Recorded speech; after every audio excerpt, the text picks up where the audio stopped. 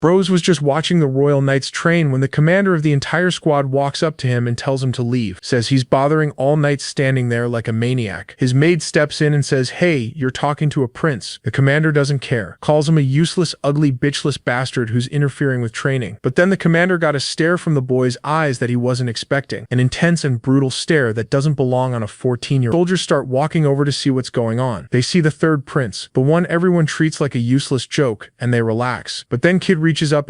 The air gets heavy. The soldiers start walking over to see what's going on. They see the third prince, the one everyone treats like a useless joke, and they relax. But then Kid reaches up and snaps a twig off a branch above him, and he tells the commander his knights are garbage. Their training is trash. The troops aren't being strengthened. They're just being babysat and wasting time. Duds gets offended, obviously, and was about to curse at the boy, but in the blink of an eye, the kid is behind him. Habel barely gets his sword up in time, and he knows if he hadn't, he'd be dead. He just blocked a killing strike from a stick. The kid smiles. Then he lets go of the branch, and the commander's sword goes flying out of his hands, gone, disarmed, by a twig, in front of every single soldier under his command. The kid says he's impressed by the commander's lack of skill, couldn't even defend himself against someone useless. Habel drops to his knees and begs for forgiveness. While his men are frozen, their commander is on the ground groveling in front of the prince nobody respects. Now this dude real name is Baron. He used to be a king, the king of a nation called Sacritia. He fought a war against the kingdom of Kyrus, a war over an artifact called the Axis of Time that could literally rewind history. And Kyrus burned everything to the ground, Baron everything to those goons of Kyrus when he was surrounded by enemy mages alone with nothing left but a sword and one arm. They lasered my poor bro and then he woke up in a soft bed surrounded by servants inside the royal palace of Kyrus, the kingdom that destroyed him. Yeah, bro is inside the empire of the dudes who cooked his crew. He's about to burn this place from inside out and kill every single nigga in sight, cause he's in the body of Callion, the third prince. Problem is that this dude is the weakest, most hated, most pathetic member of the royal family. At least he got this maid that I thought was a girl at first, but is just a breedable femboy. Right after bro was eating and chillin' thinking about his new life. But in this house, all three princes eat together by the king's orders. When this dude named Planche who thinks he's on One Piece or some shit with that jacket over shoulder at 7 a.m. walks in. Our boy used to be that dude that just lowered his head, but bro looked dead in the eyes and said, "Yo bitch, what's up?" Planche, being that well-mannered dude he is, suddenly just grabbed a knife and threw at our boy side femboy to pierce his skull. But bro just caught midair at like nothing, walked to his side and told him, "Careful bro, next time it can end in your face." Brother was just stunned. Did I got roasted by the trashiest dude of this place. Now things aren't that smooth because something almost went wrong. When the knife came at him, he nearly used aura on instinct. The reflexes of an aura warrior who'd spent his whole life on a battlefield almost exposed him in a dining room. But then he felt something he didn't expect, a sharp pain in his chest. Not from the knife, from the inside. So he checked, and what he found changed everything. 3 mana circles around his heart. This body isn't just some weak prince, it's a mage's body. 3 circles already formed. That's serious talent, but also almost a curse. Bro spent his whole life grabbing thick swords and now he has to cast balls, which is a problem, because every time he tries to use mana, his chest feels like it's being crushed. His body is losing weight rapidly. He can barely run 3 laps around the palace lake without almost collapsing. His nose starts bleeding randomly. The royal tailor, the guy who measures him regularly, says he's getting thinner every time. A body with 3 mana circles, and the royal dragon bloodline blessing should be healing itself constantly. It should be getting stronger, not falling apart. But that's happening because this kid is being poisoned, and it's not a small dose. Whatever's in his system is strong enough that without the dragon bloodline burning through it 24/7, he'd already be dead. This isn't some random assassination attempt. Someone has been poisoning RG day in day out. But who? Bro thinks in the original timeline this boy died at 15. They said he tried to poison the queen and then hanged himself. What if that story was always a lie? Speaking of suspects, it was then that our bro smelled someone coming. Literal dog behavior. This bitch is Celes, the current queen. From the eye color must be his stepmother, and holy shit, she's perfect for that stepson niche with those thick lips. And of course she goes directly to our boy, saying that lately he's looking very grown and healthy. My bro drops a pun line on her and says, "I didn't grow much, you'll see how much more I can grow in the future." Yeah, that's the direction I like my stories to go. Words that made the atmosphere turn heavy.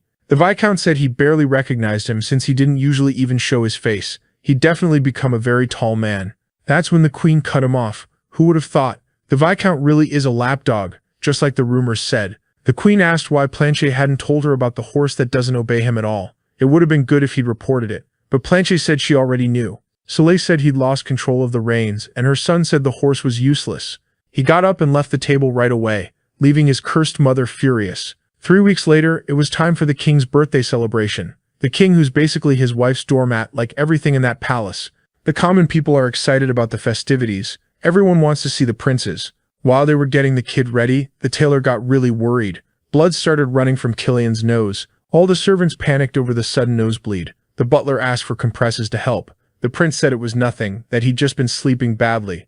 But since the tailor measures him often, he said the boy had lost even more weight. Killian tried to change the subject, and said he'd been exercising too much. That's why he'd dropped so much weight. As soon as the tailor left, the butler quietly asked if today was the day. No matter what happens, before rumors about Cillian's health spread, he needs to meet Ellen, not Musk. Because of delays in the king's schedule, he'll have to see his sons one by one. The kid doesn't have time to waste, and wishes his father would just talk to everyone at once. A private meeting wasn't what he'd been expecting. King Romain is reading documents, and the prince announces himself, but the king acts like he didn't even notice, like he ignored the whole thing.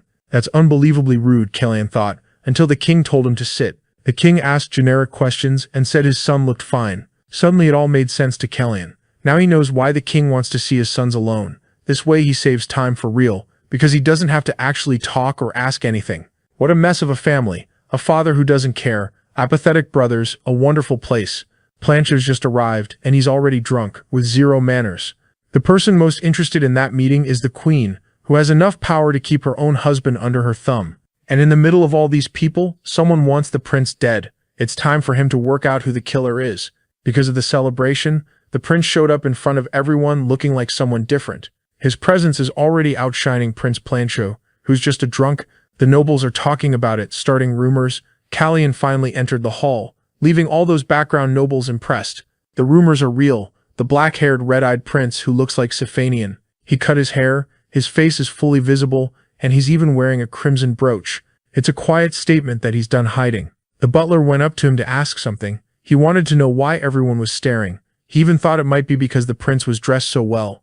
Callian knows those jewels are drawing attention. It was all the tailor's doing. The butler's family is also from Kyrus, but from a small inland town. The prince asked if they'd come to the capital, and the butler said they'd need an invitation. Since the prince got too personal, it looked like the butler was about to snap, but he tried to change the subject. The prince is waiting for the right moment, because there's someone there he wants to meet. He asked if the butler knows why that place is called Siegfried Hall. It was named after the first patriarch of that surname, one of the great heroes. They've been loyal to the royal family for 500 years, defending that territory. In his past life, the prince liked hearing that story, and the person he wants to meet is in the middle of that hall, Duke Siegfried, who looks incredibly powerful. Long, loyal traditions. Those are the kind of people the prince likes. Using a bit of mana, he tried to see if the man was sharp, and he got noticed immediately. The test went exactly as expected. The butler realized the duke was looking at the prince. He's one of the 5 great sword masters on the continent. For now, the prince will act like nothing happened. In the middle of the hall, the king thanked the guests for coming. Callian was already outside with his butler. The kid managed to tame that stubborn horse, discovering it's actually gentle and smart. Now they needed to go to the main gates. Someone had been stopped from entering. Callian quickly realized what was going on. It was the person he'd wanted to find. Ellen doesn't have an invitation to the party, so he's being kept out. The guards don't seem to know he's an important mage. Even so, they're blocking him. Ellen thinks guests get treated based on how they look. The prince realizes the mage is doing it on purpose, like he's looking for a reason not to step onto those grounds, already ready to leave. The butler said they can't follow him because they'd be disobeying the king's orders. Callian can't lose the mage's trail, so he told his butler to hold the guards back, then spurred his horse toward Ellen. The knights ordered the prince to stop immediately. The king's order forbids anyone from leaving, but the kid jumped past them on his black horse, heading outside the fortress. Now the butler has to do something to stop the guards, because he got a clear order to prevent that from happening. Full of energy, he told the knights to stop immediately, because the prince had permission from Siegfried. Finally, the butler revealed who he really is. His name is Siroyan, Duke Siegfried's eldest son. Later, someone is laughing hard about what happened. It's the butler's father, impressed by his son's cleverness. When he left their lands, he was just a little kid. It was a good decision. The boy is afraid the relationship between the duke and the king might get strained, but Siegfried is sure nothing will happen because the king won't ask any questions. He overthinks everything. If the prince got help from that family, he definitely won't be punished. There's a delicate balance of power there, so it'll all be ignored like it never happened. Whatever reason drove the young prince outside, Ellen noticed he was being followed, like he was about to get criticized. So he asked what the third prince of Kyrus was doing, chasing after him. Callian already knew that once you reach the 7th circle, aging slows down. The kid said it was late and asked if the mage was really leaving. The mage said when he tried to open that door, there was a huge barrier. That irritated Callian a little, because the mage didn't even seem that interested in staying. Kalyan said he tried the wrong door because there was already a place open for him. The mage realized he was being called out, and instead of listening to excuses, he saw he was dealing with a very sharp prince, someone who doesn't seem like he's only 14. That's when the mage noticed something. He stepped closer, genuinely worried. The moment he touched the prince's hands, energy started to rise, making the prince feel a sharp pain in his chest. The mage's mana flowed through the prince's body. The contact got so intense that Kalyan had to pull away. The mage said that even with doors shut, you can't completely block the wind. The kid's condition had been exposed to this master. Kalyan said there's a limit to how much mana he can use, but that isn't his real problem. The question is whether the mage has already figured it out. Ellen kept looking at him with interest. Even though they're dragon descendants, Karis looks down on mages, and Ellen's presence had been completely ignored. But now he believes fate brought him to this boy, so he asked why the prince wanted to meet him. Kalyan knows he can't lie now or he'll be found out. Very politely, he said he wanted to talk because he believes his life will be in danger soon. The third prince is hated by everyone. His existence is surrounded by enemies. Ellen put a barrier around the two of them that blocked all sound, and he did it without any chant at all. Thinking it over, the mage asked what the boy's goal really is to avoid what's coming, or to get rid of the real problem. Kalyan said the priority is stopping something worse from happening, for now, and if he has to take the throne to get what he wants, he'll do it. Ellen seemed to like that confidence. A young prince who needs a mentor to reach his goals, that's genuinely interesting. That's why the mage asked to be invited again. The prince knelt in front of him, introducing himself to his new mentor. With the mage's ego properly stroked, he agreed to save the prince. Back with the butler, he asked his father if nobody knows about his real identity, because it would be a problem if it leaked. Siegfried is very confident, but his son stays worried. He wanted to know how Leah has been lately. His father said she's doing great, handling the family's internal affairs, the position the boy abandoned. Whenever he wants to stop playing at being a butler, he can come back anytime. Realizing he won't see his son for a long time, the Duke listened as the boy said they'll see each other again in 3 months. Siegfried took that as his son leaving his current post. The boy said that soon a young master will turn 15. His father asked if he knows what their surname means. They're known as the Elephants of Kairos. They never wanted the throne, but they're extremely powerful. They're the kings of beasts and nobody can lay a hand on them. After saying that, Siegfried started smiling, saying their name carries real power. Then he told his son to do whatever he wanted, which made the boy genuinely happy. He said next time, he shouldn't make him worry so much. The butler fixed his clothes to return, very formal. He said goodbye to his father, saying they'd see each other soon. Siegfried thought his son was stubborn. Typical of the family. He was also thinking about what the prince did earlier. If he can pull something like that off, he must have grown a lot. Now the Duke wants to know what the third prince is planning. The next day, a carriage caught everyone's attention. It had an emblem with 7 roses and a silver staff. People wanted to know why that family was visiting Karis, but the reason seemed obvious. They have a good relationship with the king, and rumors were spreading. Ellen had just stepped down from the carriage. His young disciple had made it happen. The night before, they talked about exactly this. The mage needed to arrive at 9 o'clock. Competing with the Brizin family's influence won't be easy. It's time to shake up the nobles. The servants of that house welcomed the mage politely and said the king was already waiting.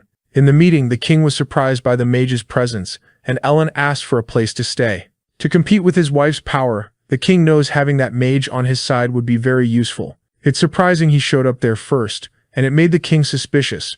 The mage said that the night before he found a small black cat with red eyes. He realized it was very smart and decided to teach it a few things, but he still didn't have anywhere to stay. The king asked what he was going to teach, and the answer couldn't be more obvious: magic. But the environment also needs to help that little cat improve, so the owner of those lands needs to contribute too.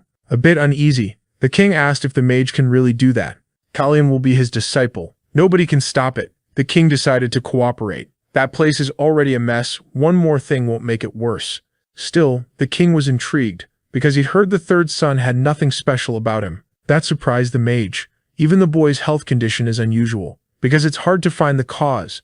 To make it worse, the king only talks about things he's heard, like he doesn't even know his own son. So the mage asked if the father knows the young prince's height, something basic. From the king's silence, the mage immediately realized he couldn't answer. Then he told him attention can be poison, and indifference can be medicine. But in this case, saying you're busy is just an excuse. The king got irritated but decided to let it go, since the mage still doesn't know how to behave as the boy's mentor. He said it's ridiculous to have to explain this, but he cares a lot about the young prince. insisting he's exceptionally special. Just as their conversation was about to be interrupted, a magical barrier was summoned. Ellen told the king to pay attention. The boy looked sick. Even the clothes he put on had been urgently altered, since he'd lost weight. He can barely get himself up when he wakes. If the king keeps doing nothing but watch, he's going to lose that something he claims is so precious. It's almost lunchtime, and the young prince still hasn't left his room to eat breakfast. The butler said he'd handle it for him and bring some tea. Our protagonist stays in bed in a lot of pain even while he's asleep. Watching that, the butler figured the day before must have been exhausting. That's when the mage showed up and saw the boy still hadn't woken up. The mage's presence threw the butler off. But then he was completely terrified when Ellen appeared out of nowhere. Siegfried Jr. tried to stop the mage from getting closer. He told him to give our protagonist some time because his health was fragile. But the mage recognized that boy right away. They'd met a few years earlier. And he knew he was looking at the baby elephant. Looks like some people know who the butler's father is. The butler swore his disguise was perfect, but he still got found out. Our protagonist finally woke up, but he had no idea how many hours he'd been resting. He was told he had a visitor. Callian saw who the mage was, and the boy received a small gift from him, some pills he had to take every day. Ellen said the boy was dealing with two problems. The first was that he couldn't control his own mana. The second was that his body was losing weight way too fast. Callian was impressed by his teacher's ability to notice things. Ellen asked if the boy really had the power of the blessing. Callian said yes, because of it, he should recover faster and have an affinity for magic. But somehow his regeneration seemed messed up. More and more intrigued, Ellen asked if the boy had never found that strange. With healing mixed with magical power, in theory the boy's heart should be strong. His teacher agreed. The blessing hadn't disappeared, and his heart didn't have any issues either. Actually, his regeneration was being used constantly, just somewhere else. That statement completely shocked our protagonist. He immediately realized he was being poisoned. And if it weren't for his blessing, he would have been dead a long time ago. Fighting a poison that strong was pushing his body to its limit. Because of that, using mana was extremely difficult. Our protagonist knows that originally that boy was the victim of a murder, but he'd already been getting poisoned. Something extremely well planned. Knowing all of this fills him with rage. Ellen noticed the negative intent coming off him. A 14-year-old shouldn't be capable of that. Callian believed that little pill was the antidote. His teacher said he'd made it in a hurry, but it should be enough. Our protagonist started thinking about what would happen if he took it while still taking in the poison. That worried his teacher, because then the treatment wouldn't work as well. Keeping the poison in his system would be very dangerous, but the boy already had an idea who the culprit was. It had to be the tea he drank every morning. Since he drank it in front of everyone, it would be easy to confirm he'd ingested it. Maybe the boy discovered that in his past life, and that's what sped up his assassination. Things are very different now. Callian needs to find out what's going on while keeping everything secret. His teacher asked if that was the only option. The boy needed to confirm the tea was the source of the poison.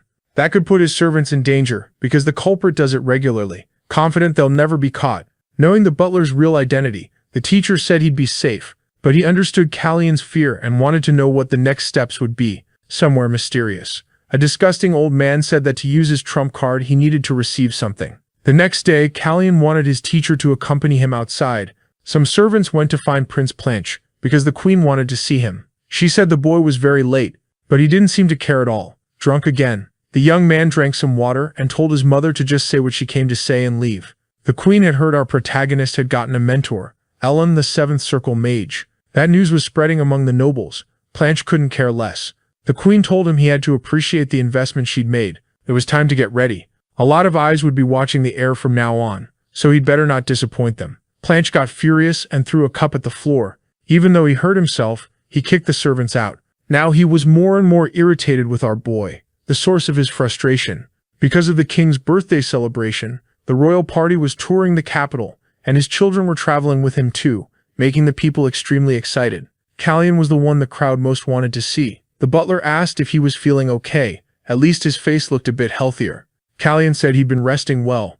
Thanks to the antidote he was taking, breathing was much easier, and the pain in his heart was gone. Unfortunately, the schedule that day would be long, which made the butler very worried. Still, the protagonist was healthy enough to see his subjects. In the middle of the crowd, a man tried to hide. Our protagonist noticed those mysterious figures. He would never forget them. They were people from his past life. That knight who sacrificed himself to protect him, Kiri. But a hooded man disappeared into the crowd. Our protagonist tried to follow on horseback, but the butler stopped him. Callian tried to explain that he needed to go after them, but they were already gone. and it would look terrible to abandon the caravan at that moment. One thing he was sure of, he would meet his friend again. At the end of the route, a noble welcomed the king and his family. He said he'd prepared a performance to celebrate their arrival, Baron Melfear, the one responsible for organizing this outing and all the stress our boy had felt. In his past life, a horseback outing was organized by that baron, and one of the king's sons got hurt, which led to Melfear being hanged. It's a shame because he seems like a pretty polite background character. The hall was already prepared to receive the guests. Our boy had already spotted the chandelier that was going to fall, for an event held for the king himself. It was weird that the knights hadn't checked the safety, but thinking about the commander, Callion realized he shouldn't expect much from them. He decided he'd give that background character a chance to live. When the baron approached him, Callion said he was worried about that chandelier and ordered it to be inspected. Obviously, that message left the noble totally confused. The horse performance was happening in the arena. The noble was like a kid, sitting beside the king. He didn't want to miss this chance for anything, but then he noticed our protagonist's expression and started thinking he really should have checked the ceiling. When he inspected the place, the baron found a badly worn rope. If it weren't for the young prince's warning, something terrible could have happened, but he'd been warned about what was going to happen, like our protagonist knew the future. Callion noticed the noble acted very wisely. The question was why. Bryson had guards in that area enough to cause a huge commotion. That more alcoholic prince said the noble didn't know his place. The performance continued in the arena. Looking at our protagonist, the drunk prince said he was disgusted by his bloodline. Everyone there heard it, and it only made our protagonist more motivated, because he never thought the crazy king from his other life would turn out to be such a useless person. It was time to find out how far the queen would go in this situation. She didn't like what happened either, because she'd already warned her son not to be stupid. Only then, after looking at her own son, did she understand he'd done it on purpose. But that day was special. Many nobles were present. It was time to make a decision. The show for the nobles finally ended. The accident that should have happened was prevented. The queen stayed very quiet, like she hadn't planned anything at all. Maybe that accident really wasn't part of her conspiracy. That had been debated in his past life too. It could have been driven by outside forces. It seemed designed to be discovered. A direct attack on royalty. Bryson benefited the most from the fallout. As they left, our protagonist asked the butler where that baron's wealth came from. He learned the man had a diamond mine. If the baron was removed from the board, Bryson would thrive in that market too. Our protagonist was putting the pieces together, but he decided to watch a little longer. He thought about pressuring the baron a bit, since our boy had saved his life. So he told the butler to cancel all plans after the performance. He said the comments he'd heard from his own brother were intense, and he was shaken. That was why he wouldn't be able to take part in the rest of the schedule. The king was in his office, thinking about what happened. Since the mage had scolded him directly, he started remembering the boy's mother, her final moments, until servants interrupted, announcing the queen's arrival. One maid said she'd bring tea for them. The queen noticed someone had visited before she did. The king stopped the tea, saying the queen would be leaving soon. Getting straight to it, he asked what brought her there. She asked what would happen to Bryson after that event, but she was worried about her son's behavior. It could damage his place in the line of succession. She praised the day's festival and suggested the baron should be rewarded. The king realized she already had something in mind. Smiling, she brought up Bryson's exclusive right to supply horses to the royal family. To the king, she was giving up a very important asset, which only backed up what Ellen had said. Ellen said the queen wouldn't give up the royal guard over that, because she wasn't desperate, but she would hand over something valuable, and the king should act like he hadn't expected it. After hearing the proposal, the king said he would enter Planche in the next event. That made the queen deeply happy. That night, the king came to dinner accompanied by his son, to reward the baron for what he'd done that day. The nobles already knew that was the deal between the king and the queen, because of Planche's actions. Because the protagonist's fame was growing, his room got flooded with gifts. His rival's influence was shrinking, but he didn't need that kind of offer except for the baron's gifts. He would donate everything. It didn't take long for the butler to find the baron's gifts, a very flashy necklace made with red stones. It was so big it looked like it was made for a horse. That confused our boy, and he learned that when the baron approached, the butler had said our boy liked the black horse. That's why he received the necklace. It had to be the baron testing his intentions. If he accepted this gift, he'd get another one later. Callion thought the man didn't understand the value of his own life. Those jewels weren't enough, so he decided to send a message. He wanted to know the value of the necklace because he was going to buy it. The butler didn't understand the offer, and our boy said he wasn't fascinated by it. Actually, a very sinister plant had caught his attention. It was a gift from the Mages Association, and our boy found that really strange, but it had to be valuable because it came with an explanatory letter. When the plant dies, it releases its pollen. Our boy seemed to understand why it mattered. He said the gift would stay in his room, because he had a very interesting idea he wanted to try. Later, he deliberately spilled the tea and pretended he'd burned his hand. The butler asked some maids to clean it up. Some of the tea spilled onto the plant. That made the butler worry the plant might be affected by the tea. The protagonist said it was fine. It's not like the tea was poisoned. Way too specific of a comment, and it scared the maid. With his teacher beside him, our boy thanked him for the help he'd been getting.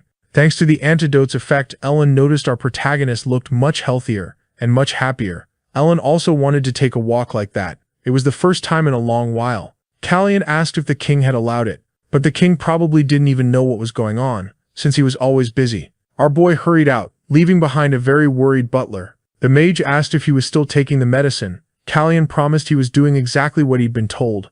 The person delivering the poison was very worried, since the plant had been used as bait. That surprised the mage because it was an interesting strategy. The gift our boy received had been used brilliantly. Now they needed to split up again, since the protagonist wanted to do this alone. The mages' association was on a nearby street. That's where the teacher would be ready to help him. Soon they'd meet again, once they did what needed to be done. Some blacksmiths were working hard.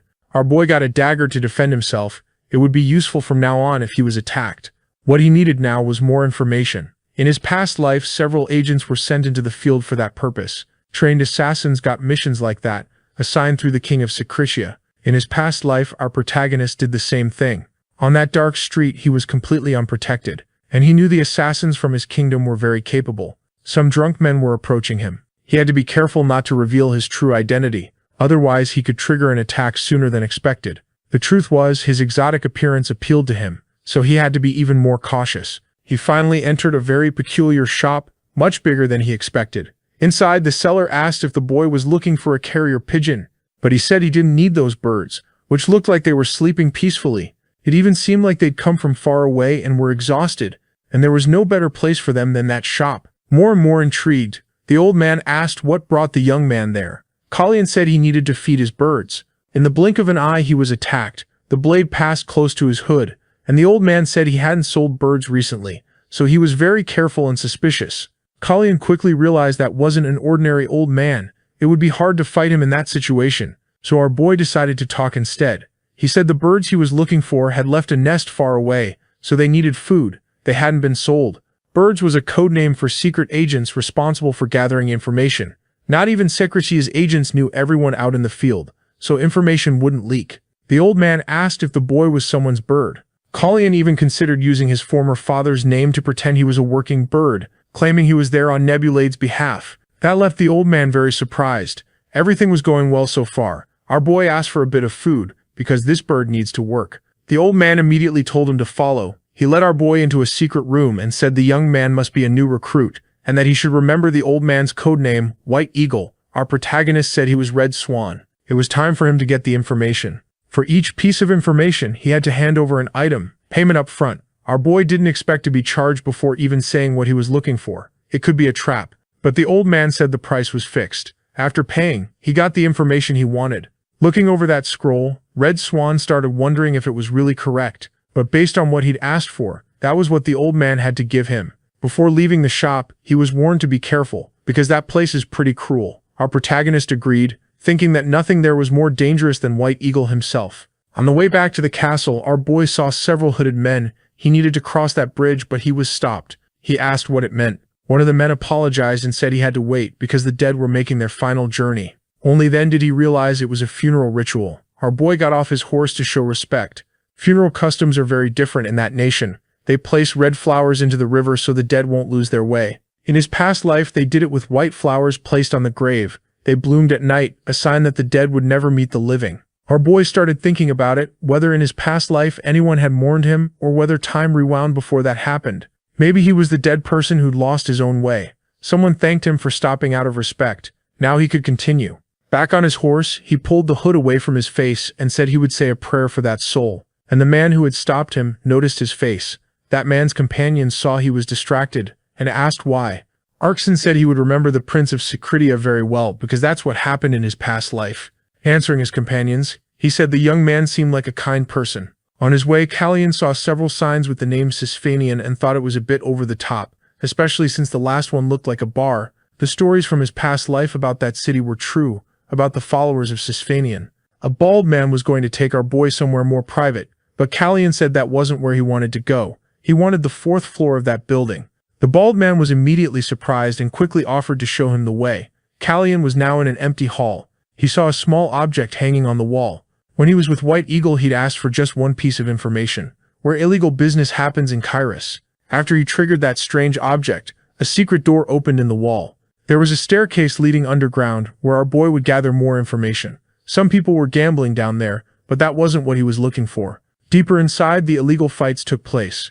People cheered intensely for their favorite fighters. The first match ended. The winner was Stoneface. While the loser's body was dragged away, the bets were paid out. The smell of blood filled the place. That was where ordinary people threw away their humanity for the sake of brutality. To our boy, it was disgusting and pathetic. He was approached to pay the entry fee. At that moment, Callian noticed a silver-haired girl. It looked like she was mute, and she was trying to guide him to where he should go next. He noticed the tips of her ears had been cut, and she didn't look comfortable in those clothes.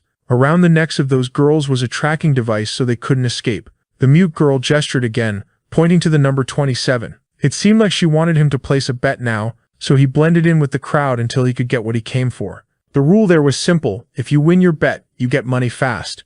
Our boy made a small fortune. Some men started talking about it. It was time for a special fight against an undefeated fighter. So far, his opponent was a rookie. This was the person Callian wanted to find, the one who in his past life said he'd been trapped in a place where he had to fight to survive until his sister died. The knight Kiri, but right now he was still a slave, a gladiator, the real treasure Callian had come to find.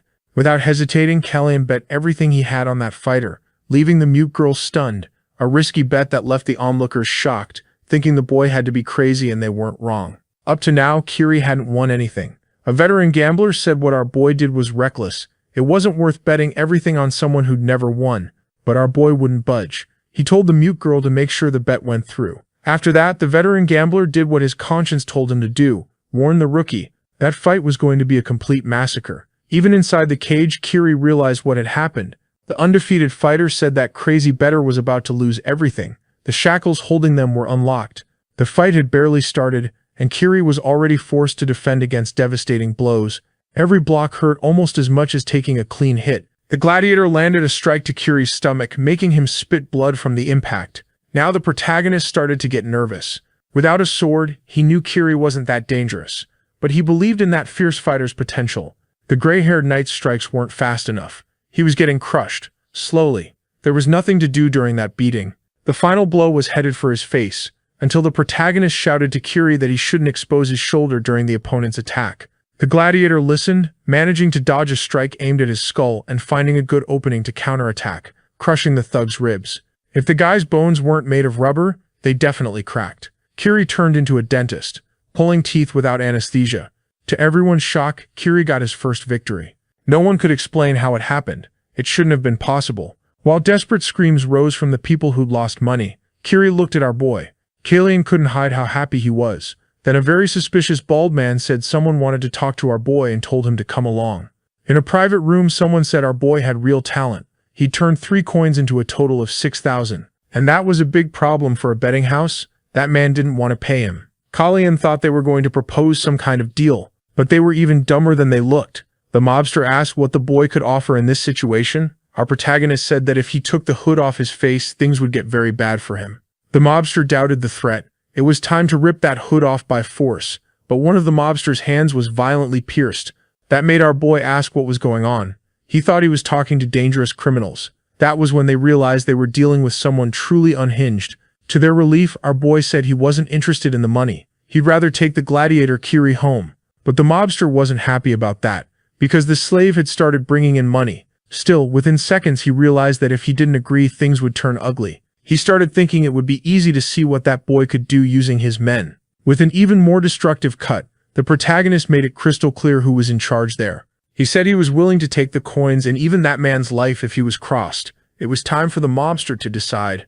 After that aura strike, the answer was obvious. He ordered his men to bring Kiri to the room immediately. What he didn't know was that it had been a bluff. Our boy couldn't repeat that strike. His weakened body wouldn't handle it. A thug said there was a big problem. Kiri wouldn't leave unless his sister came with him. Our protagonist remembered the rest of the story. His knight had lost something precious in that place. Kalyan started to show he was getting impatient. That made the mobster move faster, saying everything would be prepared so they could leave as soon as possible. But our boy held out his hand in a threatening way. He wanted the entry fee back, the amount he'd paid to get in. Now that they were back in the dark alley, Kiri was a little worried. Coincidentally, his sister was the mute girl. They thanked our protagonist for the help, but they couldn't understand why he'd helped them. Kalyan handed his cloak to the girl and told them to be less suspicious, because he didn't have any bad intentions.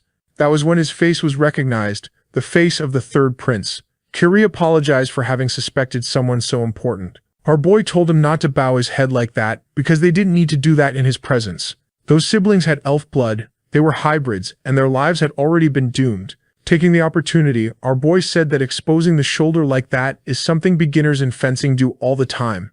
Now the question was whether Kiri wanted to become a knight. The young man said he wanted to become a sword that could protect everything he cared about, not a knight. Our boy said the first step was to work as his shield. If he wanted to keep going down that path, he should come find him. And he gave the young man a sword. Kiri still didn't know why he'd been given something so important. Kalyan, smiling, said he needed a good sword. It was time for him to repay everything he'd received in his past life. Ellen was reviewing the most recent events, and how our boy had saved that baron's life. The prince knew the chandelier was going to fall. Our boy went to meet his master. Ellen asked if he'd gotten into trouble, because some of his clothes were missing. The young man said something had happened, but it wasn't a fight. His teacher understood it. Must have been a difficult task. Kalyan admitted it had been a very long day. He'd found his knight and set a trap to find whoever was poisoning him. Even so, he was still really anxious, maybe because he'd done too much in too little time. With the help of magic, Ellen began pouring some tea. Our boy said it finally looked like a mage's office. His teacher asked if he'd been expecting some mysterious soup made with monster meat, and honestly, Kalyan had expected something more impressive. The room was very ordinary, and the dagger without a sheath was a strange decoration. But the boy quickly realized what kind of tool it was. Ellen asked if the prince knew why it was there, because it shouldn't be in his room. With a simple movement of his fingers, the dagger started to move, heading straight for our boy. A bit of blood hit the floor. Ellen noticed that even with a damaged body, our boy still had good reflexes. He defended himself, but he'd pushed himself too hard. That was a magical tool made by Siphanian. It copies the hidden weapon of your opponent. Basically, it was a warning. Our boy realized the attack had been a bluff. Ellen confirmed with his own eyes that besides knowing how to use a sword, the boy could use aura. From the first time he saw him, he was sure their meeting had been strange. But even more absurd things kept happening. The boy didn't match what they thought they knew about him. When he learned he was being poisoned, instead of being scared, he was filled with rage, and after the incident with the Baron, it was time to tell his teacher the truth. Ellen used healing magic on the boy's body. His teacher probably already suspected his identity, but it was more likely he was trying to believe him. So our protagonist said he wasn't Kalyan. His real name was Baron Secretia. My God, I didn't expect him to reveal that he broke rule number 1 of every regressor story. Now the two of them talked more about the artifact called the Axis of Time. It seemed the real Kalyan truly wasn't alive anymore, the professor believed. Our protagonist wasn't sure. He still felt the presence of someone else. He hadn't been sure before because it was so confusing. Ellen remembered the first time they met. Our boy said he wanted something above the royal throne. Now Ellen wanted to know what that was. Kalyan revealed he wanted to stop the war from happening. He didn't know why Planchet was after the Axis of Time, but if the root of the problem stayed, history would repeat itself. Ellen asked whether our boy wanted to act because of his own motivation, or because of his brother Chase. They needed to figure that out. Chase was the only heir of the other kingdom. There was no one named Baron in this reality. That information shocked our boy. He didn't expect that he wouldn't exist in this timeline or anywhere, which was foolish of him, because he exists right now. Even so, the boy fell into a bizarre existential crisis, believing something had gone wrong, maybe because of the artifact's power. Now he tried to understand why he was in this body, since he felt the old Kalyan's presence slowly fading away. Our boy even wondered if someone had entered the body that used to be Baron, and he came to the conclusion that there can't be two versions of him in the same place, so he must have taken over the real Kalyan's body. His teacher said Chase was already preparing to take the throne. The future of this reality was being changed. It wasn't for the third prince of Kairos to worry about those things now, because Chase would follow his own story. Baron realized he shouldn't cling to the past anymore. He understood his teacher's concern, but he was going to make one thing clear. His teacher's fear wouldn't come true. Because when he woke up in that land, he completely got rid of everything that made him Baron. Words so heavy they left Elon stunned. Now the protagonist asked if his teacher was okay. After hearing all that, Elan, even though he was confused, still didn't understand his student's worry. And from the beginning, he'd made his alliance with one person, our boy. Outside, Kalyan asked if his teacher already knew about the axis of time. From his reaction, it seemed he knew something. Elan said something had happened last year. Chase had asked him the same question. All he knew was that the artifact wasn't made by humans, and a month ago he learned it had disappeared from the kingdom, possibly on the day of our boy's regression. That information scared Kalyan a little. He didn't know why the artifact might have vanished, but that wasn't a question that could be answered now. However, there was someone who might have that answer, someone the prince would meet soon. Ellen pointed to the statue of Sifanian, and our boy realized his coming-of-age ceremony is happening soon. Rosalita is the name of the event, when royal family members have to find Sifanian's empty nest and inside it speak with her will. But to do that you have to make it there alive, meaning he needs to figure out who's trying to poison him. Kalyan believes that just this alone should have already led to someone getting caught. Back in his room, he went to examine that plant. Even though the butler was worried, everything went exactly the way the protagonist planned. Now it was time to find something seriously cool. Heading straight to the terrace, the butler questioned why they needed to go out there since it was freezing outside.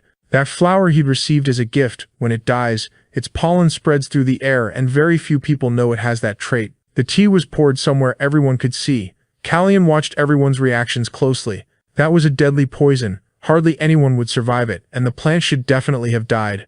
And yet, it was completely healthy, like someone had swapped the specimen. Finally, the butler understood what was going on. The pollen from that plant was drifting through the air.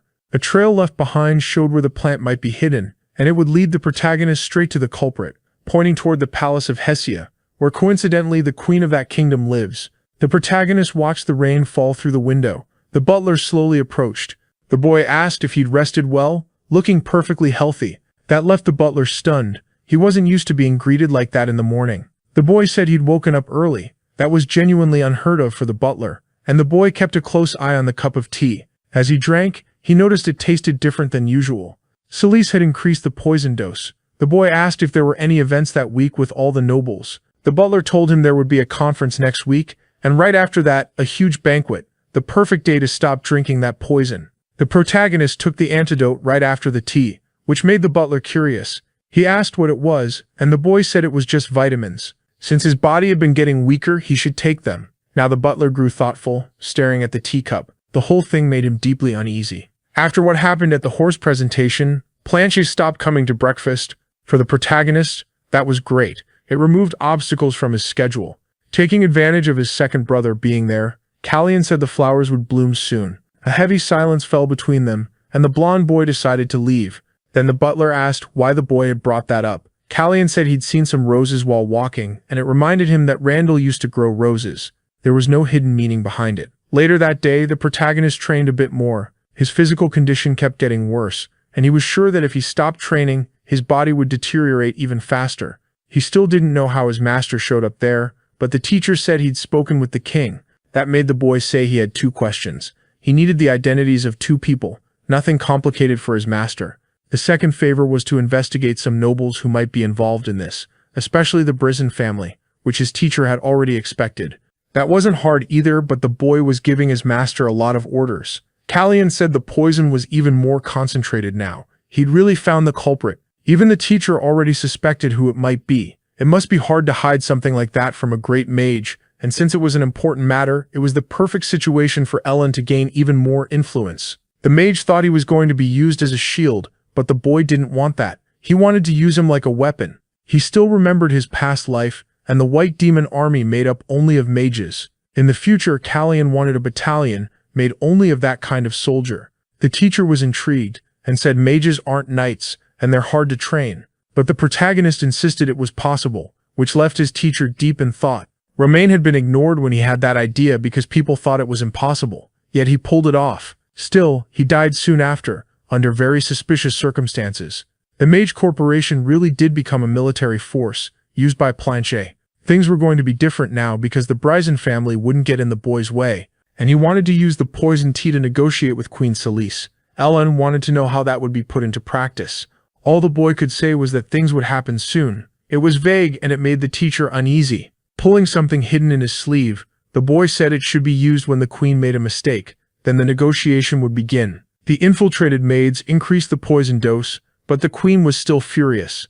She was already hearing too many rumors, and it all made her deeply irritated. Someone approached the two of them. It was the queen's son, who was also a tool in her hands. He came to tell her not to worry about it, but she said he wasn't capable of deciding anything. Even so, she kept suffering. Blanche stormed off, feeling useless. The queen saw her own son as weak, and she was going to pave the way for him to become king in the future. On the day of the celebration at the palace, Kiri noticed her sister woke up in a great mood. She was excited about what was going to happen too, and using sign language she said they were going to see the prince.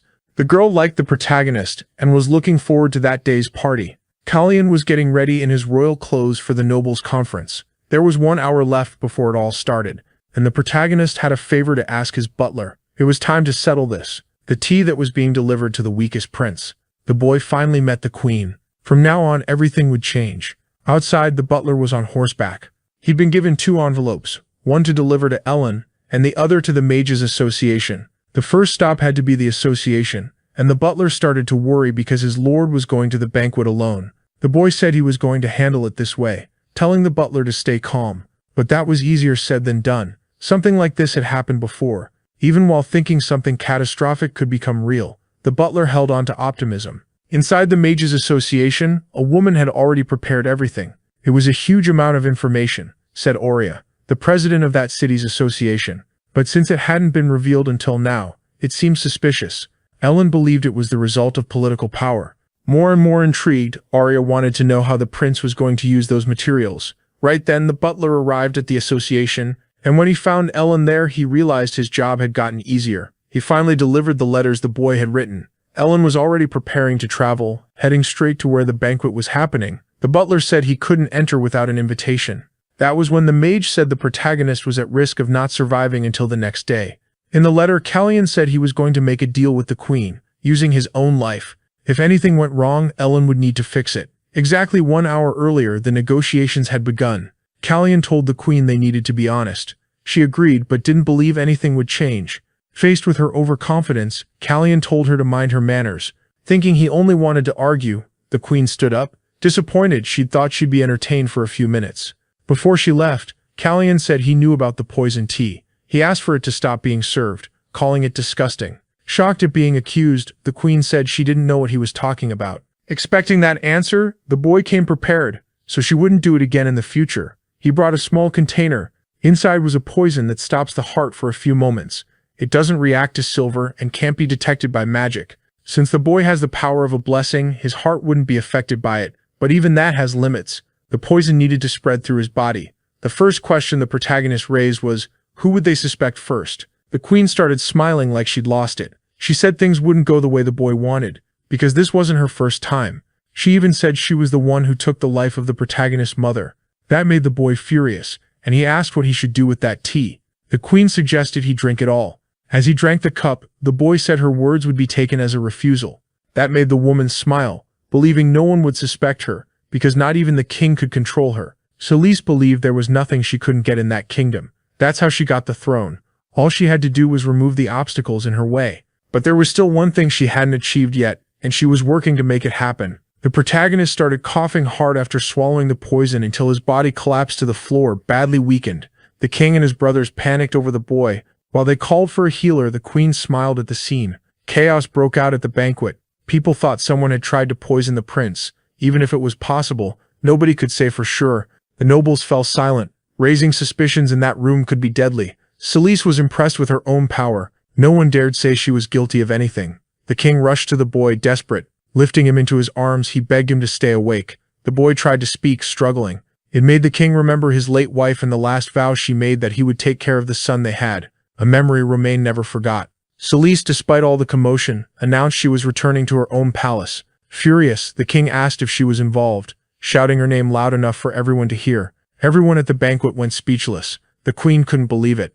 Now the nobles truly started considering that something had happened. Hiding her face behind her fan, she said she didn't understand the accusations and claimed the boy was always sick. That only made the king angrier because it was exactly what she'd said when the queen died, when she gathered all the kingdom's knights. The same scene repeated years later. Sayaz took advantage of the fact the protagonist had been a very sickly child. She used the chance to say someone else had been present at breakfast, the second prince. Hearing her accusations, the king ordered her to shut up, but she was shameless, and knew how to act. She said she was worried about his children. She said it like she were a mother figure to the boy, which offended the king even more. Then someone unexpected spoke up. Planche said his brother was fine and he'd never felt there was anything wrong with his health. He even remembered the protagonist used to tell them there was nothing wrong with him. Finally, the priest arrived to examine the boy. After being humiliated by her own son, Celise left the banquet. Using healing magic, the priest tried to do something, but something unexpected happened. A magical barrier made by the boy's teacher. It looked like he'd arrived at the crucial moment of the night. According to Ellen, that would kill the boy. The king grew even more terrified, because his son needed urgent treatment. Then they were told the boy had a magic circle in his heart. Combined with holy power, he would die with no viable options. The king became more and more desperate. Ellen said a healer with nature power could do it, but with magic alone, it would be impossible. Even the boy's teacher was having flashbacks. His own son had been struck by something similar. The scene was repeating for him too. His disciple was about to have his life cut short. The expression on his face was the same one his son had worn once. Ellen hadn't expected to need that spell a second time, one that makes the target feel no pain at all. Obtundant was the name of that witchcraft. Outside the city, pamphlets started falling from the sky. The truth about the Brizon family and the 37 people they killed. It sparked outrage. People now wanted revenge for what the queen did to the boy. The rumors set the population on fire.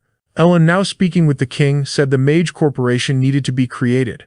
They had to use the situation where the queen was the guilty one, and coincidentally he'd already been thinking about creating the Mage Corporation. Celeste, waiting to speak with the boy, didn't know when they'd prepared something like that. To her surprise, the protagonist was fine, even after spending a week on the edge of death. Still, he was weak, but he pushed himself as hard as possible to show strength, not weakness. For some strange reason, they were negotiating again. The boy said her deadline was over. After a week, the situation was different, and in fact, the queen was more willing to listen and accept proposals now. Callian gave a mocking smile, saying Celis had forgotten something important. Her permission was useless now. Furious, Celis asked what he wanted. He asked for the Knights of Pabel. It was time to get rid of that military force.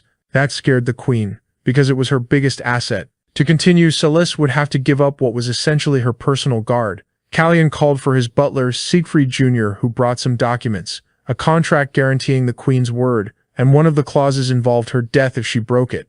Done through magic, it would destroy the heart of whoever disobeyed. The second prince went back to taking care of his roses, and he found out the queen went to speak with Callian as soon as he woke up. Before Clean lost consciousness, his eyes met his brother's again, another time. Our boy had said the flowers would bloom, a sign that all of this had been planned. Now that he knows what actually bloomed, the second prince is thinking about cooperating. Even Planche can tell our boy has recovered. Things are changing fast. Celise doesn't want to make that magical oath, but to Callian, the only way to negotiate with a woman like her is with real consequences. He's just waiting for her to say the word. After thinking it over, furious, Celise grabbed a quill to sign the contract. The magic quickly started spreading through her body, showing the contract had been sealed. For our protagonist, this is the perfect situation before she leaves. Callian admits he never had a good relationship with his brothers, and that Planche didn't take that stance to help him. He underestimates what he doesn't understand, and if he'd said anything more provocative, the king's sword would have taken his head off without hesitation. After a long silent moment, Celise finally left. Ellen went straight to see his disciple, who had woken up. Especially after hearing the queen had been there, it didn't take him long to realize Callian was starving, happily eating several bananas. Our boy said he did his part, and he's glad about it. Ellen said they got lucky. The half-elf siblings showed up at exactly the right time. That girl uses nature power as healing. Callian really took a massive risk, and even he agrees because he didn't know Hina's potential. That left Callian speechless.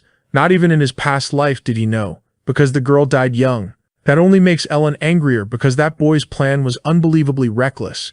Even so, Ellen handed Callian something he'd asked for, the elf siblings' documents. They needed an official last name, and Ellen chose Baron, the old name of our protagonist.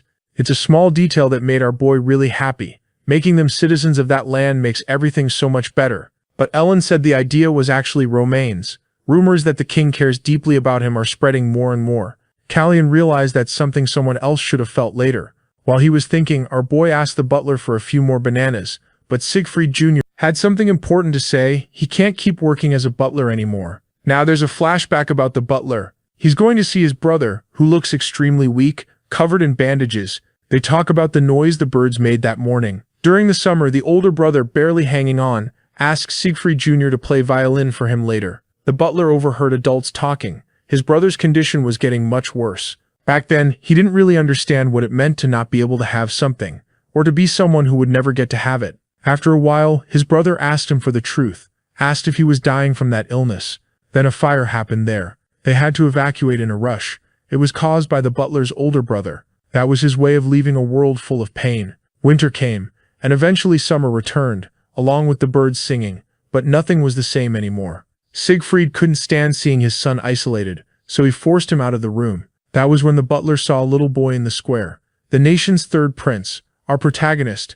That was the day the butler decided to become a butler. He told our boy everything, and even though he was someone close to him, he didn't know anything about what had happened to our protagonist. To make it worse, it was his hands that delivered that poison. Feeling horribly guilty about everything because of that, because he didn't know anything. Callian almost died, and he doesn't want that to ever happen again. Seeing the butler drifting off, Callian shouted to get his attention. First, he told him to say who he's looking at right now. It's the protagonist, and that's proof he isn't going to die. The butler has always been at his side, and this isn't the time for Callian to lose his banana peeler, because with his help he's managed to endure everything up to now. There's one thing our boy is sure of. He knows he can trust the butler with anything. Siegfried Jr., everything up to now, is crying now like a child, realizing he still won't be able to go home because he found someone he'll protect for the rest of his life.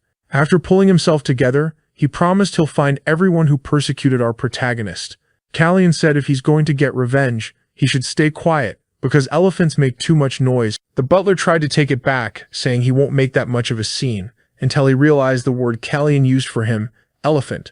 That means Callian already knew everything. The butler wants to know since when he's known the truth, and our boy dodged the question. At least they went back to acting normal, leaving what was behind them. Our boy got pulled into a moment of intense introspection, where he saw himself, the former owner of this body, approaching him, walking his path toward who knows where. It felt like a thank you and a goodbye.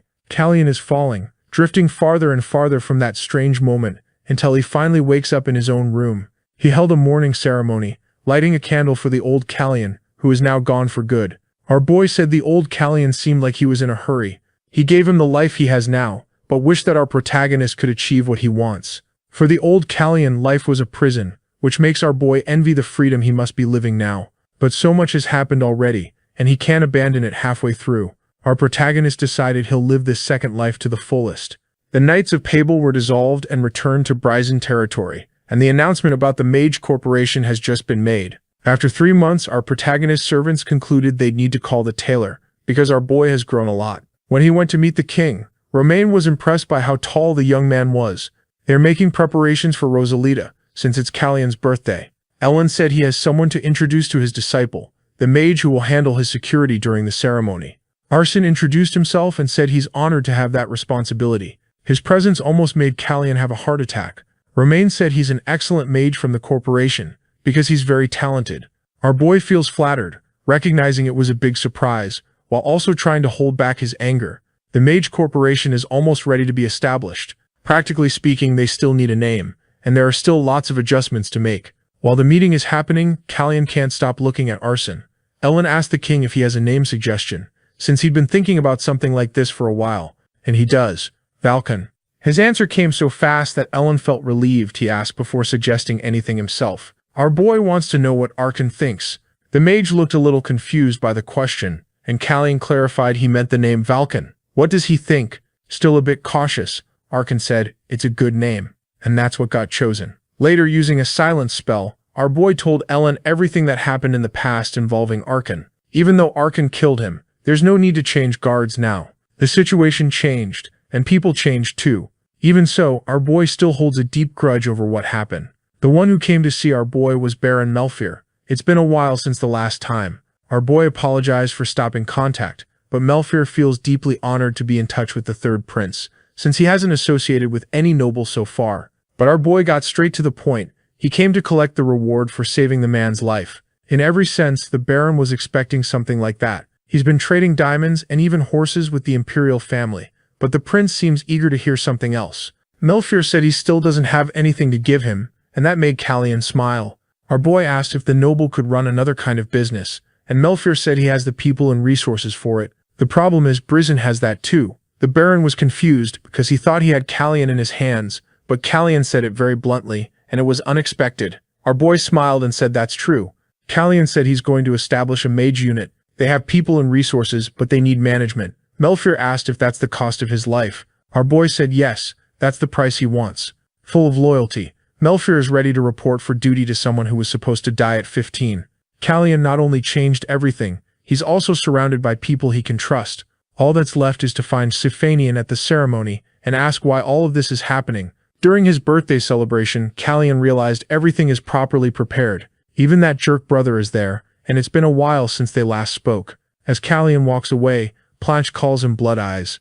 Our boy said he won't tolerate that anymore. His name is Callian. To his surprise, Planche said that isn't Callian, because he rides horses, uses swords, and even talks back. Planche wants to know who he really is. Callian also needs to remember he isn't Baron anymore, and that Planche isn't the crazy king he once knew. First, he has to wait a little longer until he learns from Sisfanian what really happened. Looking at his brother, he said he has a lot of wild ideas. Ellen said Planche might be an alcoholic, but he isn't stupid, so it makes sense he found it strange. With time, Callian realized his brother's suspicion will grow. They need to deal with that. Ellen reminded him that now he's Callian and nobody else, and that's exactly what our protagonist decided. Still, it isn't easy to forget he was Baron once. The mage tossed something toward his student and told him to catch it, a communication ring, so he can be advised when needed. It doesn't work where Sifanian's power is present. It's useless in the castle, but outside it works normally. Ellen also reminded him that everyone in that hall is his people. Commander Johann introduced himself. He leads Siegfried's men, and they'll protect Callian all the way to Sifanian's nest, which is in their territory. They're genuinely impressive, and they don't seem to like the fact their young master works as a butler. Siegfried Jr. asked if our boy needed anything before the trip started, and in front of all those knights, Callian asked the butler to bring him something to drink. To make it worse, the butler asked if he preferred tea. Once Callian decided, the butler told him to wait a moment. Callian obviously noticed those knights are really bothered by it. Ellen can't understand why his disciple seems to make enemies on purpose in the city. This ceremony seems very important, something rare. The big caravan is ready to leave. Planche is still watching everything closely. The queen won't be coming with them, but she stays deep in thought. Our boy is going to travel with his master's approval. The Rosalita ceremony has just begun. Knowing what's happened recently, the king is worried about his son's safety. Ellen said there's no need to worry that much. Romain finds that confidence strange, and the great mage said he didn't say anything special, but that's exactly the attitude that makes the king even more worried. Callian looks at the communication ring, and since there's no response, his master must be inside the palace. The butler keeps being extremely attentive, and that only fuels the knight's anger. Siegfried Jr. had already said something about it. Callian can't use magic, and his sword skill isn't that good, so the knights need to be even more careful, because the young prince is basically a defenseless child. That only makes the knights even angrier. They're hoping young Master Siegfried will quit this lowly job soon. They still have to travel for 3 more hours. The butler suggested they stop to rest, but at that exact moment everyone went on alert. Callian realized this isn't that kind of situation. From the middle of the forest a girl appeared, asking for help. She isn't an ordinary person, she's an elf. After being rescued, she said her name is Sia, and that she's hungry. She'd been hiding in the forest. Callian started to feel that first contact with her was really strange. The commander asked what they should do. Callian told them to feed the girl. He also said that if she was being chased, she should have said so earlier. A hooded man on horseback is approaching. Callian pulled a hood over the girl and told them to hide her. When the stranger got closer, they asked who he was. The man said he was chasing a thief. The commander said there were no strangers with them, but the man quickly spotted the child being hidden. He told the knights he wasn't there to cause trouble and asked to take a look. So Callian asked what the person he's looking for looks like. The wanderer said it's a young elf, and Callian told him to search for that. The girl panicked, and the wanderer headed toward her. As he passed by Callian ordered him not to turn around and to pay close attention. The two people hidden and watching weren't there to help. Their killing intent is aimed at the wanderer and the child. Once he confirms where she is, arrows will be fired. The wanderer looked back in desperation and arrows were already flying. But all of them were stopped in midair by our protagonist, because he even warned the wanderer not to look back. The possible ambush put all the knights into combat mode. Arsene put up a protective barrier around the protagonist. At least he's useful for that kind of thing, even if Callian doesn't like him. The arrows stopped coming. The attackers must have run. Arsene said he'll take care of the child, and told Kiri to help our boy. Going over to our protagonist, Kiri saw something dangerous. That wanderer is about to cut the young prince's head off. Shocking everyone there, our boy blocked the attack pretty easily, and even used magic to counter, slamming the extra to the ground. The knights didn't imagine our boy wasn't useless. Looks like the prince can do more than they expected. The butler was obviously terrified and started scolding our boy. He could have been seriously hurt. He said our boy isn't that good with a sword and not that good with magic either. But the knights who saw everything strongly disagree. Someone useless wouldn't have been able to do that to the wanderer, and not that easily. After that, it was time to talk to the elf child. When asked what she stole, she said Luca did it. She didn't do anything. Callian can't interrogate the child. She looks really shaken, so he called Arkan to help. It's on him to understand everything the elf is saying. After a brief interrogation, Arkan looked exhausted. Salas works in the Heriska forest, and she travels with Luca. It looks like he stole something from those men. The two of them got separated while they were escaping. On top of that, the girl answers before anyone even asks her anything. She doesn't know why it happens. It feels like some kind of clairvoyance, but she says it's not exactly that. Arson has the tough job of keeping an eye on the child. Callian is going to leave her at the next forest so they won't be slowed down, and it'll be up to the lord of that region to investigate what happened. At that moment, the commander came over to talk to our boy. There was something really suspicious mixed up in that wanderer's things, and he showed the artifact to Callian, who was surprised too. Our boy knows exactly what it is. It's the poison he's been taking every day for a long time. Now he wants to interrogate that wanderer personally. Now that he's locked up, the wanderer said he thought our protagonist was just some young noble but realized he was wrong. Callian answered that he's even more special than he'd imagined. Showing a small sample of the poison, our boy said he's not going to push for an answer. He wants the truth. He asked if the wanderer knows what it is. The wanderer said all of them had a bit of it. He thought it was something useful, so he stole some too. Our boy asked what those people were looking for. The wanderer said he isn't sure because they were wearing masks. That left Callian deep in thought. It doesn't seem like the wanderer is lying or trying to protect anyone. But if our boy figures out what the problem is, he might be able to help this man since he's the very precious son of an influential family. The wanderer said his wife is in Hansen village, and those people know where she is. Callian promised he'd protect her no matter what. He also learned those men had dropped small marble stones about the size of a fingernail. He also heard they needed to be checked by a priest. Callian thought it might be a relic used by the priests of Tensel, and Tensel has been searching for sacred relics, so if they lost something valuable, they must be worried. Now the question is why they have that poison. It's used by Secretia's secret agents so they won't be exposed if they're captured. The Wanderer also said he heard what they called their leader Blue Nightingale.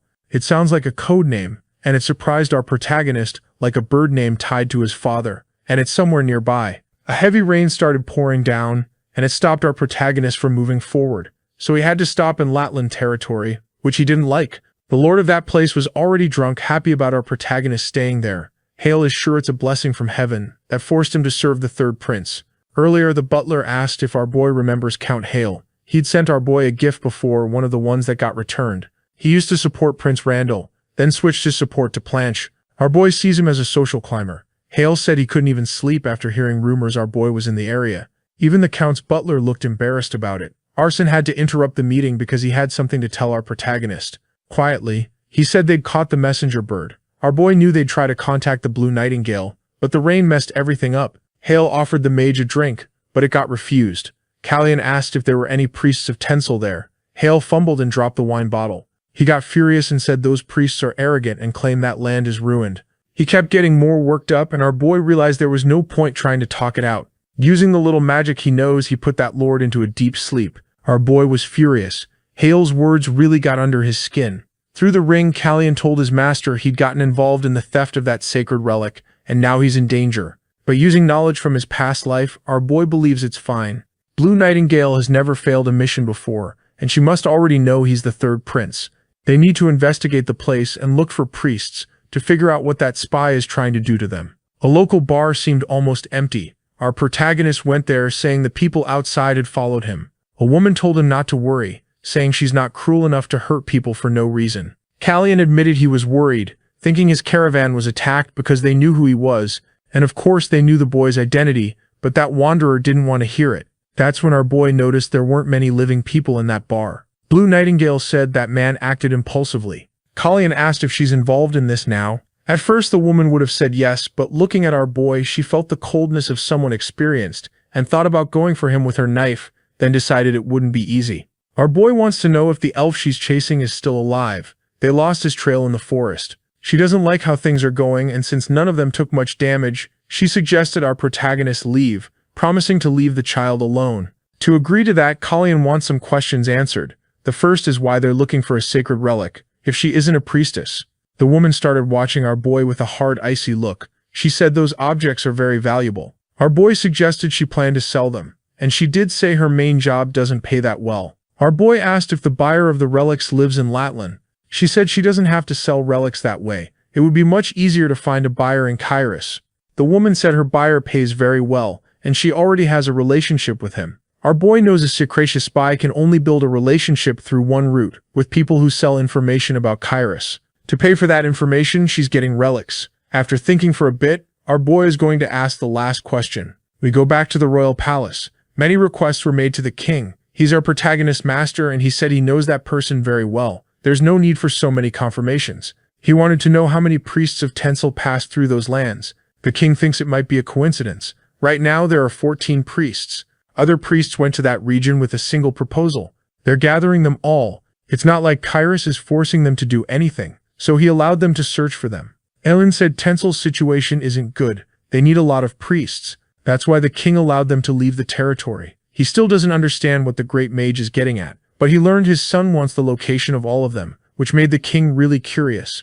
It doesn't make sense for his son to be so interested in that, because he's already in a region that has a priest. Meanwhile, Hale was drinking from a specific wine bottle. Now a similar bottle is in the mysterious woman's hands. Our boy noticed that small detail. Blue Nightingale came back to the last question. It seems she already answered it, saying it wasn't very modest. Outside, in a hurry, Kalyan realized his hosts had lied. The priest was being hidden there. Kalyan needs to return to the castle urgently. He told his master about it. When he put that man to sleep during their meeting, he's sure the man wasn't drunk. It was all an act. Where our boy is staying, someone tries to speak with him, but his butler won't allow it. Kalyan went out for his night walk. The old man, who's the butler there, said he needs to talk to our boy because his master wants to apologize. Siegfried Jr. said that's not the proper way to apologize, and it's not a butler's place to pry into the prince's life. That left the old man very embarrassed. Siegfried Jr.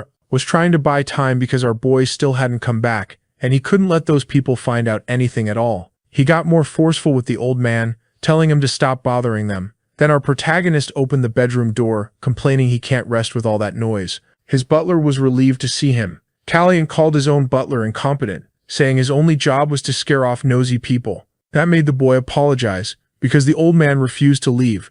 With a rough motion, our boy slammed the bedroom door, but inside he felt relieved. His clothes were still wet, and he realized he just imitated his brother's jerk behavior perfectly. With things settled, his butler admitted he'd come back earlier than expected, using the windows to do it. Kalyan asked if anything else happened while he was gone, but it was only that old man. The problem is the Snoops and our boy climbing out the third-floor window.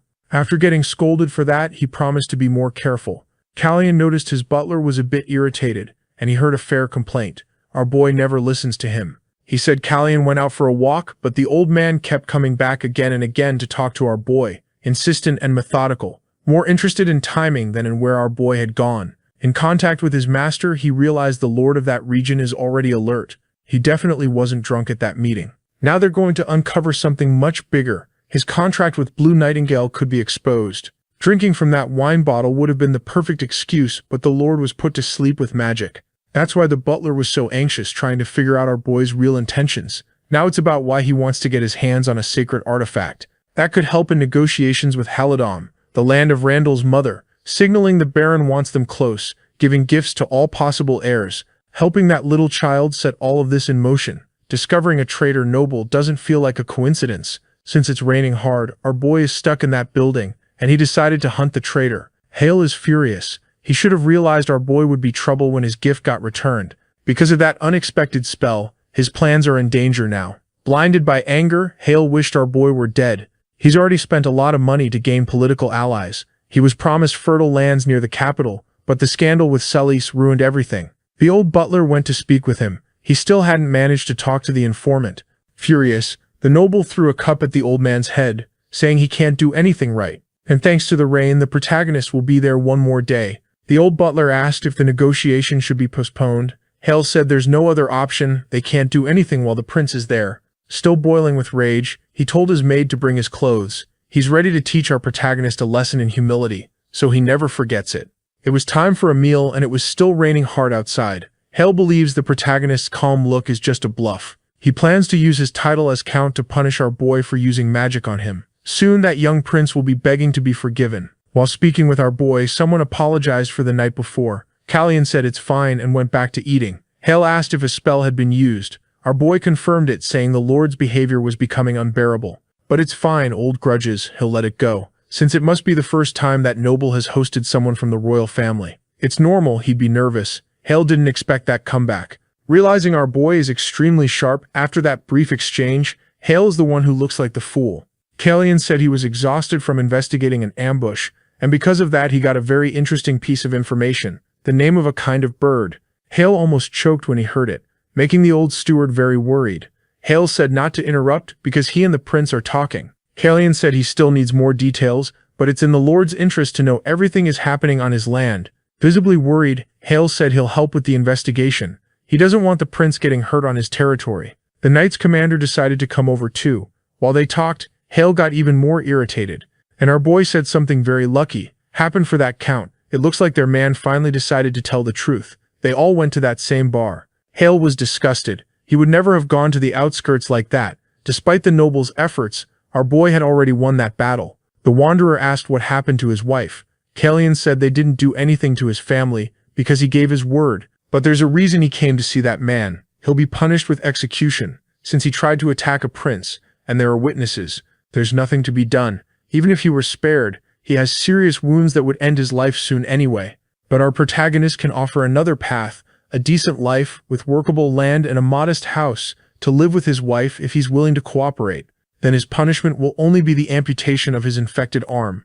After thinking for a bit, the wanderer agreed. He confirmed Blue Nightingale is a spy, and she's there to meet a client. They have a long-standing relationship. In Hale's presence, our boy said there's a double agent there. That kind of betrayal is extremely serious, words that left the poor Count completely terrified. Callian is just waiting for him to do something and hand over more evidence. The old steward started begging for mercy, saying he was only following orders. Ellen didn't expect anything like this, and our boy took a closer look at the old man, concluding he's a priest of Tansel. Only they could buy divine artifacts. The Count found out that secret. The old man is sure his head will be cut off when Halidom finds out he sold sacred relics. That confused our boy because it's not like they were buying the artifacts. More and more interested, he realized the old man is ready to tell everything. The buyer is Viscount Lannon, Queen Selice's brother. He's the one offering the artifacts to Halidom, so it looks like the political maneuvering still isn't over.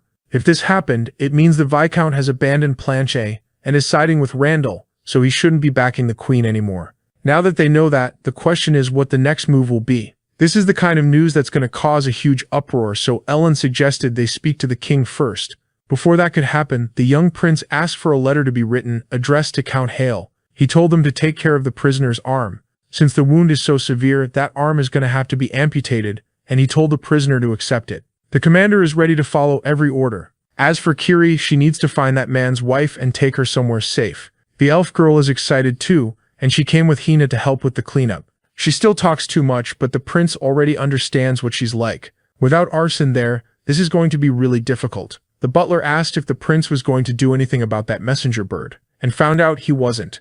It's time to return it to its original owner. He just watches while the girls seem entertained by the little bird. Callian said he'll buy one of those for Hina when they return to the palace, because that one needs to be returned soon. Since Hina shares a room with another maid, she said her friend might feel uncomfortable with the bird. Callian told her to open the cage at lunchtime and do it near the window, because he's expecting a visitor. That night, he reads a book with a lot of patience. His visitor arrived earlier than expected. Blue Nightingale said the letter was far too touching. It was a threat. Callian was going to expose everything at the shop in the capital. The woman wants to know why this is happening. The prince gathered evidence about the sale of relics. He wants even more, enough to keep one of her secrets. Even so, she took a long time to respond. But there was no other choice except to agree, admitting she hates tedious arrangements. She threw several dice toward him. Callian realized they were magic bullets. He had to use a magical barrier to protect himself, causing a huge explosion inside the room and alerting everyone to what had happened. Callian locked the bedroom door, stopping anyone from coming in. Turning back to the woman, he asked if she really came there to kill him. Since she didn't have any bullets left, she went for her blade to finish the job. He knows he won't be able to withstand many aura attacks with the plain sword he's carrying. He needs to end the fight quickly. After trading a few blows, he managed to disarm her, then realized she still had magic bullets, and one of them was coming straight at his chest. With a lot of skill, he used his sword to block it, but the blade ended up badly damaged. Now Kalyan is completely defenseless in front of a determined woman. 2 mysterious spheres just fell to the floor. The spy already has one injured arm, learning the hard way that the prince is a sword master. She can't attack him now. Kalyan is furious, thinking about what he should do. Then he decided to call her by her real name, Isla. That left her stunned. Kalyan grabbed her firmly by the throat and he noticed something right away. It wasn't there. The poison that should have been hidden in her mouth, something all Cedric spies have. Now it's time for her to cooperate and share the evidence. Isla asked if she'll be released if she does that. Kalyan is getting more and more confused about her, not knowing if she's loyal to her own cause. Maybe she's changed over time. Isla said that if the prince doesn't want to get caught, he should let her go quickly, or she'll tell all the knights what happened there, assuming he wants to keep his identity hidden. In the past, Blue Nightingale wasn't a traitor. She used to fight with swords, and she was nothing like this version of herself. That makes the prince even angrier. Kalyan said that if she was willing to go that far because of this, she shouldn't have died in front of him. A deep silence fell between them. The prince let the spy go and said his secret isn't that impressive. All he asked from her was the evidence, promising she'd be released without interrogation, because he knows she'll have to answer to White Eagle for what happened. Hale is still furious about everything going on. He doesn't know what that letter means. He was told he'll need a representative, and someone told the queen what's happening. This is the letter written by the prince's master. Hale realized his scheme to sell sacred relics has just been exposed. The great mage really is sharp, and all of this was set in motion by the young prince. Because of everything happening, Hale started to feel like people were underestimating him. But he already has a backup plan, and he stored a lot of treasure in his mansion. That should be enough for a quiet escape, and there's a special item worth more than all the others. With all those relics, he'll make a huge fortune. That's when Arksen thanked him for the information, because he'd been hidden the whole time. Hale nearly had a heart attack at being surprised like that because the mage was completely invisible. That was the evidence they needed. Arksen presented the relics that had been hidden, along with the information being leaked from that kingdom. That made the prince very happy. Most of that problem was already solved.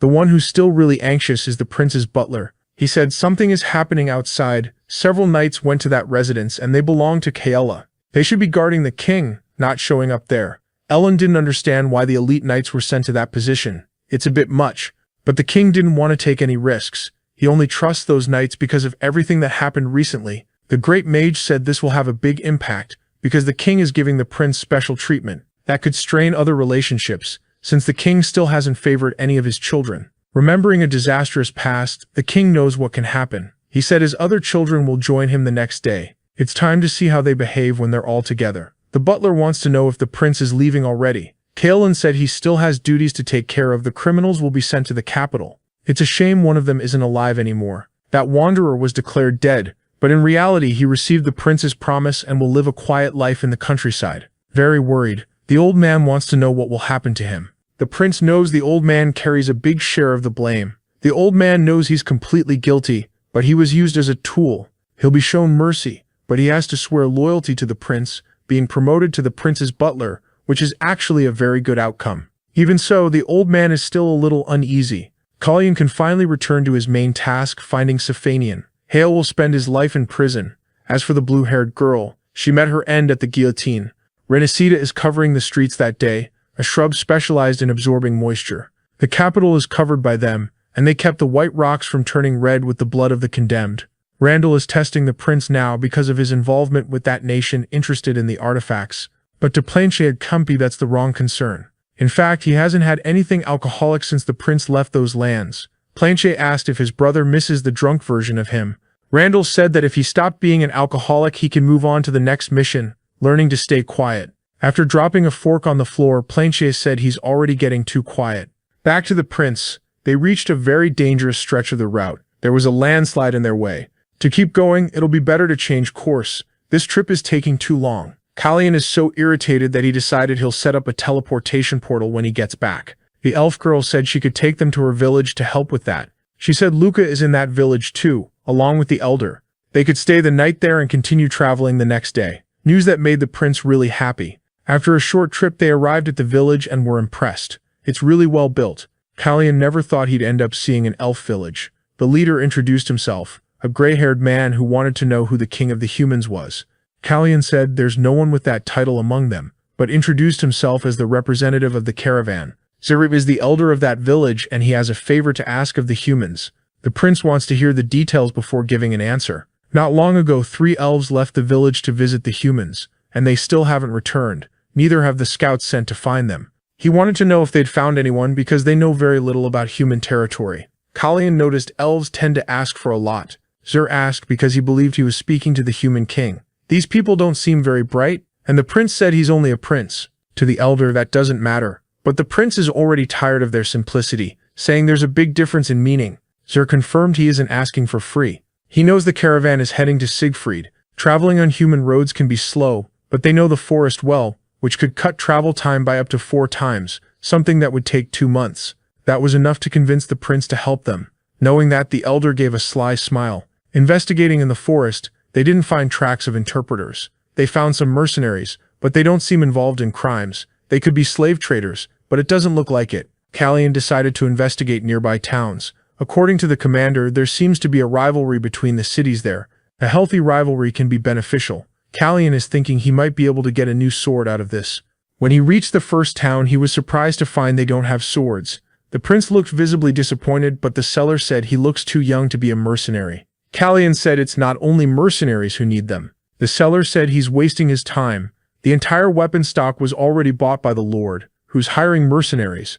Kalyan said he'll go to the neighboring town to see if he can find what he wants, but the seller said it'll be useless, because the same thing is happening over there. Finally, the prince understood what the elf wanted. Those cities are ready to go to war, and the elf village sits right in the middle. The prince wrote a few letters to both lords. He'll buy time so the war doesn't happen, giving the elves time to return home. Now that he's done his part, Kalyan wants to continue his journey. The elder got worried and asked what he'll do about the war. Kalyan realized the old man already knew that detail, but chose to hide it anyway. Apparently, the elves who didn't return home decided to work with mercenaries. All the signs of war are obvious.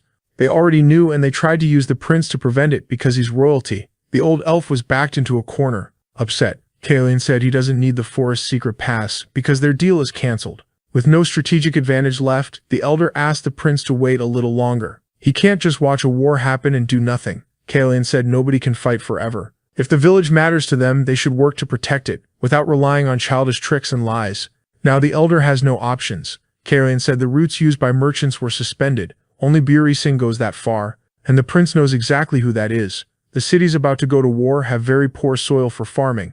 They depend heavily on merchants. Buri Singh suddenly cut business with one of them, causing a major price imbalance and pushing the conflict closer. Kalyan understood that trade carries responsibility, but it only hits the common people. It doesn't reach the nobility. Outside, someone started knocking on his door. It was the old elf coming to offer a sincere apology. Luca was the one who dragged the prince into this mess. The elder couldn't tell the truth because he didn't know how the prince would react. To make it worse, Luca is his son. Everyone who disappeared was connected to him. If the prince knew the truth, the elder thought he wouldn't help, and he begged the prince for forgiveness. Even if it's an excessive favor, this help could change everyone's lives. With no patience to listen to the whole apology, Kalyan told the elder to deliver those letters to the lords. He should also find out whether they need anything besides food, because Kalyan will meet them after he gets that information. The old elf could barely believe he was still being helped. Kalyan said he isn't doing it for him. Still, the elder said elves never forget their promises, and he swore he would never forget that kindness. Later, Kalyan started thinking about Lananburisin, who's still a thorn in his side. Using the ring to speak with his master, he said it was time to clean house.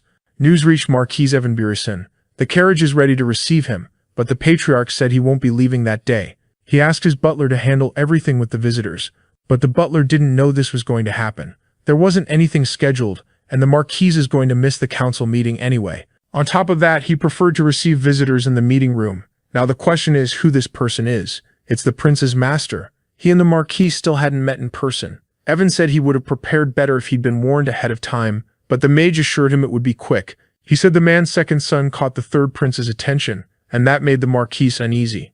Sipping some tea, the Marquis said Lannan isn't brave enough to do something like that. Helen realized this man looks down on his own children, so he brought something more reliable than the opinion he was clinging to. A letter. After reading it, he became furious and asked what the mage was trying to say. They both know he tried to get rid of that troublesome one. Enraged, the Marquis said he won't listen to this coming from a deceitful Homer. In response, Ellen said it's hard to have a conversation with someone whose throat's been cut. That only made the Marquis even angrier, because he'd been disrespected on his own territory. Ellen was stunned by that kind of nerve. This man had no idea how dangerous Ellen could be. So Ellen made him feel something primal, the fear of death. Ellen also said he's not like our protagonist, who hesitates when it comes to violence, because this mage wouldn't think twice about cutting off a few heads. After being intimidated, the Marquis basically pissed himself a little. Eventually, he had to calm down. The truth is, Ellen was impressed by that man's endurance. He withstood the pressure of an 8th Circle mage. Ellen also said he's sure the Marquis can take care of his own son, but he's going to suggest a more efficient route. The Marquis can be pushed out of his own inner circle. Callian told his teacher to say the following: they're going to buy the man's business. When the rumor about the prince being poisoned spreads, it'll hit that company's profits. The Lannon family is made up of knights. The trade guild was set up for the second son, because he has no talent with a sword. At the first sign of losses, they'll dump it. The Marquis asked why Ellen would cooperate that much. Our boy had already anticipated that question too. Callian said he won't be the buyer, but they already have the right person in mind. They'll sell the company to the second biggest merchant in the region, Melfair. It's on the Marquis to start the negotiation. The Marquis' son took a serious hit because of Hale's arrest. He wants to run before anyone finds any connection between them. His luck is so awful he can't even keep his plants alive. While he was thinking about what to do, he was caught off guard by a mysterious shadow. A man started choking him. He ended up getting arrested, and rumors about selling sacred relics started spreading. In prison, he tries to use the weight of his family name, but he stays locked up anyway. Eventually, the Marquis's reputation was cleared, and Melfair's management turned out to be exceptional. In the elf village, the old pointy-eared guy said the mother tree prepared the path for our boy.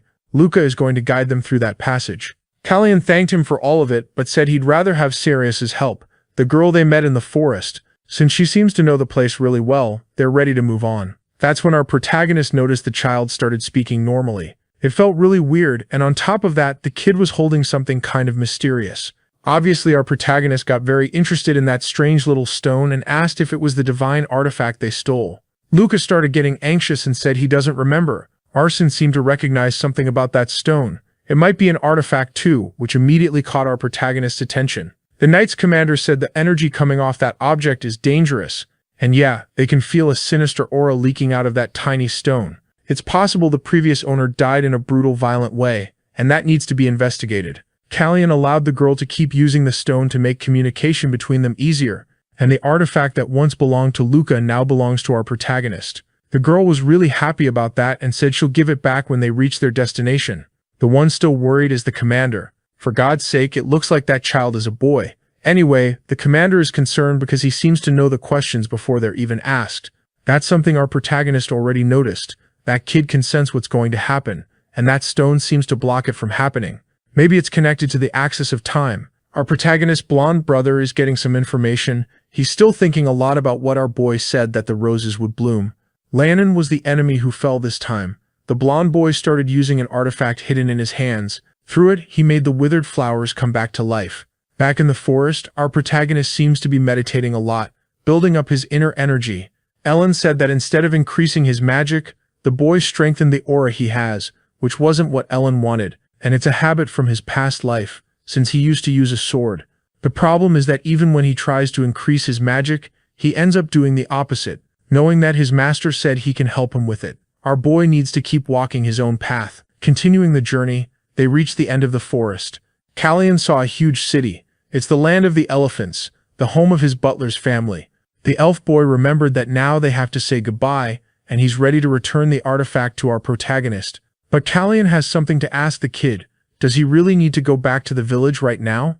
It doesn't seem like they want him there that much. If the boy's condition was a problem, our protagonist is willing to help. Before accepting the offer, the boy admitted that sometimes he feels uncomfortable in his village.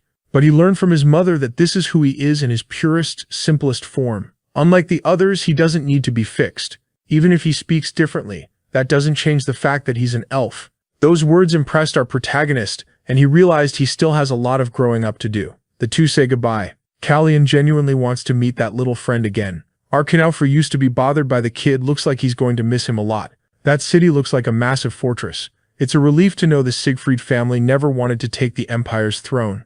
Before entering the city, Callion told his butler he can act more at ease. He doesn't want to irritate more knights there, and he asked his butler not to act so much like a servant. But the boy was offended and said he can handle the situation. Siegfried Jr. still has a strong sense of duty toward our boy, the one who held a blade in midair to save him. After they were given rooms, our boy took a nice bath. He thought he'd already reached Siegfried territory. He did, but they're still at the outermost gates. They still have 2 days of travel ahead. Callion looked at that mysterious stone again. He realized that even though he changed because of this second life, his mana is still the same. So he had the bright idea to use his aura to feed the mana he needs. Arson saw the intense glow of that energy and was amazed. Our boy just found a huge source of magic, reaching the 4th circle easily. They're finally getting close to the main castle, but that brings up another problem. Besides him, there are 6 other sword masters on the continent. Those with powerful auras can recognize who the weaker ones are. Siegfried Sr. is the 2nd most powerful man on the continent, far beyond our boy. All he needs is one brief look. He was shocked to realize he's standing in front of another sword master. Siegfried had a lot of questions, wanting to know how that happened. He said our protagonist has grown a lot and become a man. He almost didn't recognize him. Clearly he must have gone through a lot of changes. Callion said it wasn't anything that noticeable, but Siegfried disagreed, saying our boy truly changed. Now he's going to take the young man inside. Watching all this, the butler is really happy. Siegfried said that Great Mage picked an excellent apprentice, someone who's not only a mage but also one of the 6 great sword masters of the continent. Of course, Siegfried would notice. He didn't train all those years for nothing. He admitted our boy still can't see Siegfried's aura, but Siegfried can see our protagonist's aura without any difficulty. He said again that this is great progress, and his master must be very pleased. Since it's already late, Siegfried can't stay to talk and had to say goodbye. But it's fine. Callion realized he arrived earlier than expected. His host knows he'll keep traveling and wished them safety. Our boy's master drinks a bit of wine, saying his disciple reached the land of the elephants safely. With him is the king, who looks very worried because future issues make him nervous. The great mage quickly realizes he's thinking about succession. Callion is the last of his sons who still has to do this rite of passage. Soon they'll all be eligible to take the throne. Randall's too mysterious, Planche is very strong but also stubborn, and our boy still needs to show what he can do. Ellen said the king should name the least favored son as heir, then the brothers would plot against him, and the problem would solve itself. One thing this mage is sure about, our protagonist is still in the race. One day the king will see what this boy is hiding, but until then, he shouldn't worry about future abstract things. Everything will happen the way it's supposed to. Callion is about to enter that mysterious cave. After walking for a few minutes, he felt completely lost. He doesn't even know how deep it is anymore.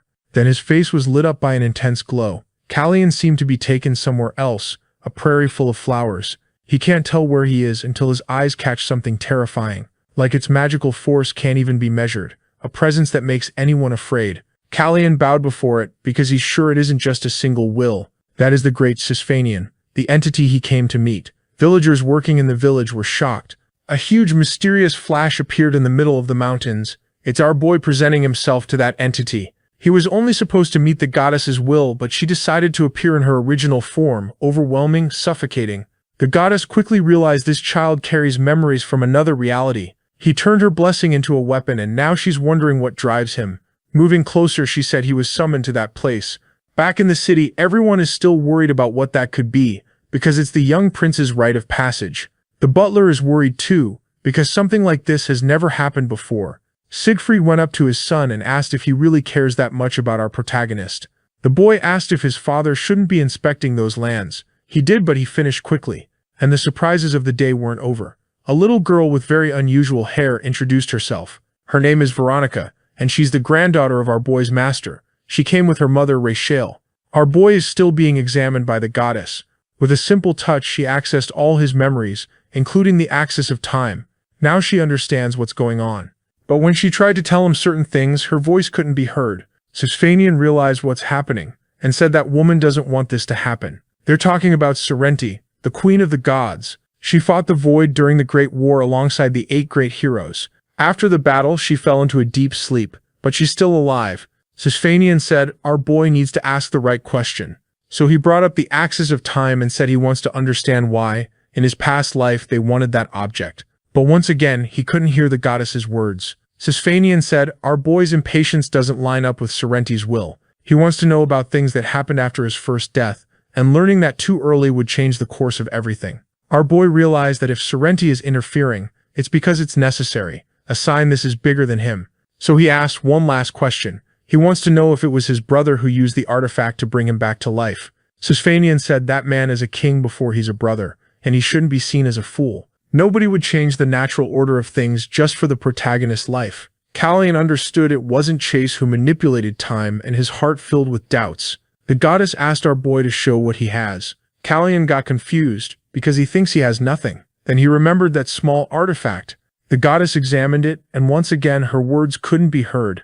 After examining our protagonist, she recommended he keep that artifact, promising he'll find out everything when the right time comes. He shouldn't be disappointed just because he didn't hear what he wanted in that meeting. He should return when he truly believes the time is right. A bunch of carrier pigeons flew through the city to spread the news about the great light that appeared during our protagonist's ceremony. Siegfried had never seen so many pigeons in his territory. He ended up getting scolded by his own daughter, saying he shouldn't be idle right now. Her name is Demiria, and she's already an influential leader. Siegfried said it's fine even if he does nothing. His daughter said people want the power they have and they need to be very careful about who's in their territory. Her concern made Siegfried happy, because she's very smart. She got that from her mother, thank God. Still, they're a family of protectors, not rulers. Even if she agrees, she feels different times are coming. The two of them watch our protagonist's silhouette through the window. Siegfried promised he'll find out which families are in the region so his daughter won't worry even more. The butler was happy to see all those pigeons. He made a point of mentioning it to his father, saying he even saw a hawk. The goddess's message telling our boy to come back when he's ready still won't leave his mind. His thoughts were interrupted by the butler, who brought some tea and said our boy hasn't moved away from the window this whole time. He asked if Callian found anything interesting in that territory. Callian said what's interesting can't be seen from there. The butler went to the window and saw Hina and her brother. They're playing with the Siegfried family dog whose name is Jan. Since that's the same name as the butler, he got furious, because his father had that brilliant idea, but they quickly realized Hina really loves animals. Maybe they can adopt a dog at the palace. They'll need to teach sign language so Hina can communicate with it. The butler is fluent in that way of communicating because of his sickly brother. Callian apologized for bringing up something so sensitive, but the butler said it's been a long time. And besides, now he has our boy. Still, if the protagonist decides to adopt a dog, it'll cause problems with his brothers. Callian is ready to go to Camion, and he knows that's the Crown Prince's city. It almost sounds like he wants to become the successor just to have a dog. That's when our boy said he's also the only heir who saw Cursfanian in her true form. In a room somewhere else, a woman is having her hair brushed. The letters that were sent have already reached their destination, which gets this woman really excited. Our boy had a bit of trouble talking to his master. He needed to find a place that wasn't under the goddess's power. But he did find one, the family cemetery, discovered by the butler himself, which let the communication happen without any issues. Ellen wants to know how the ceremony went for our boy, and she quickly finds out it all worked out, but she still wants the details. She's shocked to hear that Callian saw the goddess in her original form. He was supposed to be there for that moment. Truth is, our protagonist was blown away too. He was told to come back when he's ready. Now that Lenin has disappeared, they need to keep an eye on the queen who got a visit from Evan that same morning. But that noble definitely isn't going to say anything about what happened, since the negotiation between him and the mage is protected by a pact. It's a little risky, but Ellen is good at this kind of thing. And her apprentice is bold too, and he's already done it. Lenin is a problem from the past now, so Callian doesn't need to worry about anything else. He was one of the queen's agents, doing the dirty work for her. The mage found a letter that might interest our boy. Celeste tried to contact the count. She's desperate to reach her allies. The problem is Evan's eldest son, who's also one of the 6 great sword masters on the continent. While defending the borders, he got injured, and he plans to recover in the capital. A pretty obvious excuse because he's clearly coming to negotiate. Our boy is interested in meeting him. Later, Siegfried invited our boy to sit on a log and rest for a bit. They used the time to talk about the ceremony. Our boy didn't just hear the goddess's will. Siegfried is impressed that he saw her in person, and he's happy about it, knowing she's still alive. His family has protected that cave for 500 years, a dragon's nest that a lot of people claimed wasn't even real. Turns out they were wrong. Their determination to protect that place really paid off. Callian says he'll be back to speak with her again very soon, and having a teleportation portal there would be incredibly useful. Siegfried asks whether the king would approve something like that, since it could leave the capital wide open. Callian assures him access will be restricted, and if it ever becomes a danger, it can be destroyed. As long as the king approves, Siegfried has no objections. Our boy has one more favor to ask. Siegfried assumes it's about sparring, but that's not what he means. Using his aura, Kallian creates a kind of crystal in one hand. Siegfried realizes it's a magic core made purely out of aura.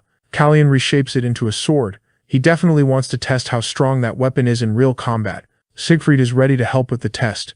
It doesn't look like it, but the old man is the second strongest swordmaster on the continent, and also the second most experienced on the path of the sword. A terrifying opponent. His blade is heavy and it's fast too. Kallian gets pushed hard by his attacks. Even so, Siegfried is impressed by the young man's skill. Even if he isn't powerful, his agility is incredible. Manifesting that sword has to be burning through his mana, and Siegfried isn't holding back in this practice. Our protagonist's talent gets Siegfried even more fired up. He doesn't look like that weak kid from before at all. But they've just found the limit. Siegfried knows the kid isn't a real challenge yet. It's time to settle that training properly. The old man throws a powerful strike, and our protagonist repels it, finding an opening for a clean counterattack. The blade passes dangerously close to the old man's neck. Kallian realizes he's done something really stupid. Siegfried is now giving off a huge amount of power, ready to show the kid where he stands in the world. In the end, the aura sword gets destroyed. But what surprises Siegfried is that he actually hurt our boy a little. They don't even have time to talk about it. There are a bunch of people watching, really curious. On top of that, the old man's sword has cracked and there's a wound on his neck. The commander and Siegfried's knights weren't expecting anything like this. Later that same day, they hold a banquet. The old man shows he can play the violin really well, which leaves our protagonist impressed. Kallian is still uncomfortable about the wound he caused. The old man's only worry is how much he scared his son, who's even more worried about our protagonist's condition. Kallian thanks him for the training session, confirming it was an excellent opportunity because now he knows how much durability his energy sword has. After seeing Siegfried's power, he understands he still has a long road ahead. The old man listens closely, then jokes and asks how that cut on the kid's face is doing. He says he overdid it a bit, but he had to react to our protagonist's speed. The two of them keep trading compliments. Siegfried says those techniques are pretty common in Siegfried a Knight's fencing. That comment seriously freaks our protagonist out. Siegfried says it would be hard to pick up that kind of habit training in this region. The Empire's technique relies heavily on footwork, but watching the protagonist move, he notices he rotates his shoulder blades a lot. Siegfried tells him to be more careful, because people like Burisen would spot the difference easily. Our boy asks if Siegfried doesn't want to know who he really is. The old man says he's on his own land, he has no interest in knowing who's wearing Kallian's skin. He only wants them to train again. Our boy thanks him for that. He asks whether Gray will be able to sense the aura he has now. The rumors say that guy's father wasn't happy with his ability, but even so, he should still be able to see the protagonist's power. So the kid needs to prepare for every possibility. Kallian understands he can't just sit still. After 10 days on that land, Ellen asks if our boy isn't interested in going back. Truth is, the protagonist wants to stay a little longer, and he asks whether Gray has already traveled to the capital. There's still no news, but our boy decides to wait. Kallian is a mage who's also a swordmaster, something the world doesn't know. If Gray manages to sense his aura, it'll bring a lot of unwanted attention. According to Arsene, there are ways to hide mana using spells, and he's ready to help our boy with that. They also start researching the teleportation circle. With Veronica and Rachel, the great mage's daughter-in-law is very talented. She dedicates herself entirely to teleportation research. Our boy has a lot of ideas to share with Rachel and Arsene. They start working right away, while our boy learns to hide his mana. The spell itself isn't the hard part. The hard part is keeping it running. Siegfried is the only one there who can tell whether our boy's aura is leaking, so he can't leave the castle until the training is done. A lot of training sessions and work sessions happen until our boy finally gets what he wanted. Nobody would imagine he can use a sword like a master. It's time to travel again. Siegfried says goodbye, saying he won't go easy next time they train. Our boy says he doesn't plan on staying an easy opponent. Now they need to return to the capital. The mysterious man gets news too. Surrounded by women, he already knows exactly what needs to be done. It's time for him to go back to the capital. This is Count Grey Burison. Ellen can't stop being surprised by our boy. He managed to gather a huge treasure, exploring land that wasn't even supposed to be fertile. The Baron really was a good choice, and what used to go to Burison now belongs to them. The protagonist is genuinely good at this. The maid asks if she can lock that door, and the mage allows it. Walking through the corridors, he runs into someone, the king's eldest son, an unexpected coincidence for the great mage. Even so, he stays polite in front of him, saying it's been a long time. Plunch is wondering if he's the one who changed our protagonist. Or maybe because he changed so suddenly, he went looking for guidance from someone. But no matter what he does, Plancha can't get an answer out of anyone. Ellen says she has a lot of questions too, because the prince stopped drinking, and he must be taking things that make him think too much. Plancha realizes there are more people who miss the drunk version of him. Still, the mage agrees that people change, getting past fears and challenges, and stopping themselves from falling back on reckless impulses. The way it happens isn't always what matters. Planche seems disappointed by that answer. As the mage walks away, Planche knows that comment about being reckless was aimed at his past actions. It's been 20 days since our boy left Siegfried's lands on his journey. They changed their route a bit because Veronica's horse looked tired. Rachel's acceleration magic was way too intense for them. The Viscount in that land seems reasonable, and the butler believes it was good they stopped there. While our boy is getting a bit of rest, a loud noise catches his attention. That's exactly what he needs. So he asks his butler to deliver a message. The message gets delivered. Our boy wants to be introduced to the guests who just arrived. That makes the Viscount a little uneasy. He's receiving people from Burison, and even though he's level-headed, he knows they don't like the third prince. He considers sending his guests away, but the butler continues the message. If Gray is among them, Kellyan would like to invite him for tea. The Viscount feels relieved, because what happens next isn't really on him anymore. Finally, it's time for the two of them to be introduced. Gray accepts the invitation for tea, and it's time for them to get to know each other better. As they exchange their first look, Gray says he's recovering from a shoulder injury, so he doesn't feel able to stand up and bow to our boy. Only a noble family can remain seated in the presence of royalty, and they belong to Siegfried. Gray thinks he's being understood, saying he's in a lot of pain, but our protagonist tells him to lower his head, since that's something he can do. Even the butler feels the air get heavy. He's afraid something might happen to our boy, believing he still has a weak body. Arkson catches a butler spying behind the door. Updating the others, he says they need to stay alert. An interesting visitor has arrived. Before he can say who it is, Hina approaches them with tears in her eyes. The butler tells her to calm down and explain what happened. It looks like something happened to Kiri and the knights outside. Arkson decides to go out there to find out what's going on, but the butler advises him not to make the first move. The mage keeps going, aware of the responsibility he carries. Growing more anxious, the butler realizes it's only a matter of time before something bigger happens. Gray is not happy at all about being ordered to lower his head. Kellyan says that behavior is extremely disrespectful. The prince won't say it twice. Completely furious, Gray stands up, and again Kellyan tells him to bow, but this time he says it with a bit of that sinister energy of his. According to the butler, the two of them have met before, a long time ago. For Kellyan, that makes sense. It explains this man's arrogance, and he must be shocked by the change in behavior. Now it's a question of whether he'll take the bait and try to attack someone he can't beat. Kellyan wants with every molecule and atom in his body for that noble to choose violence. Gray starts to realize the rumors about our boy might be true, but he's stubborn. Thank God the host of that meeting, scared out of his mind, tells Gray to be more respectful.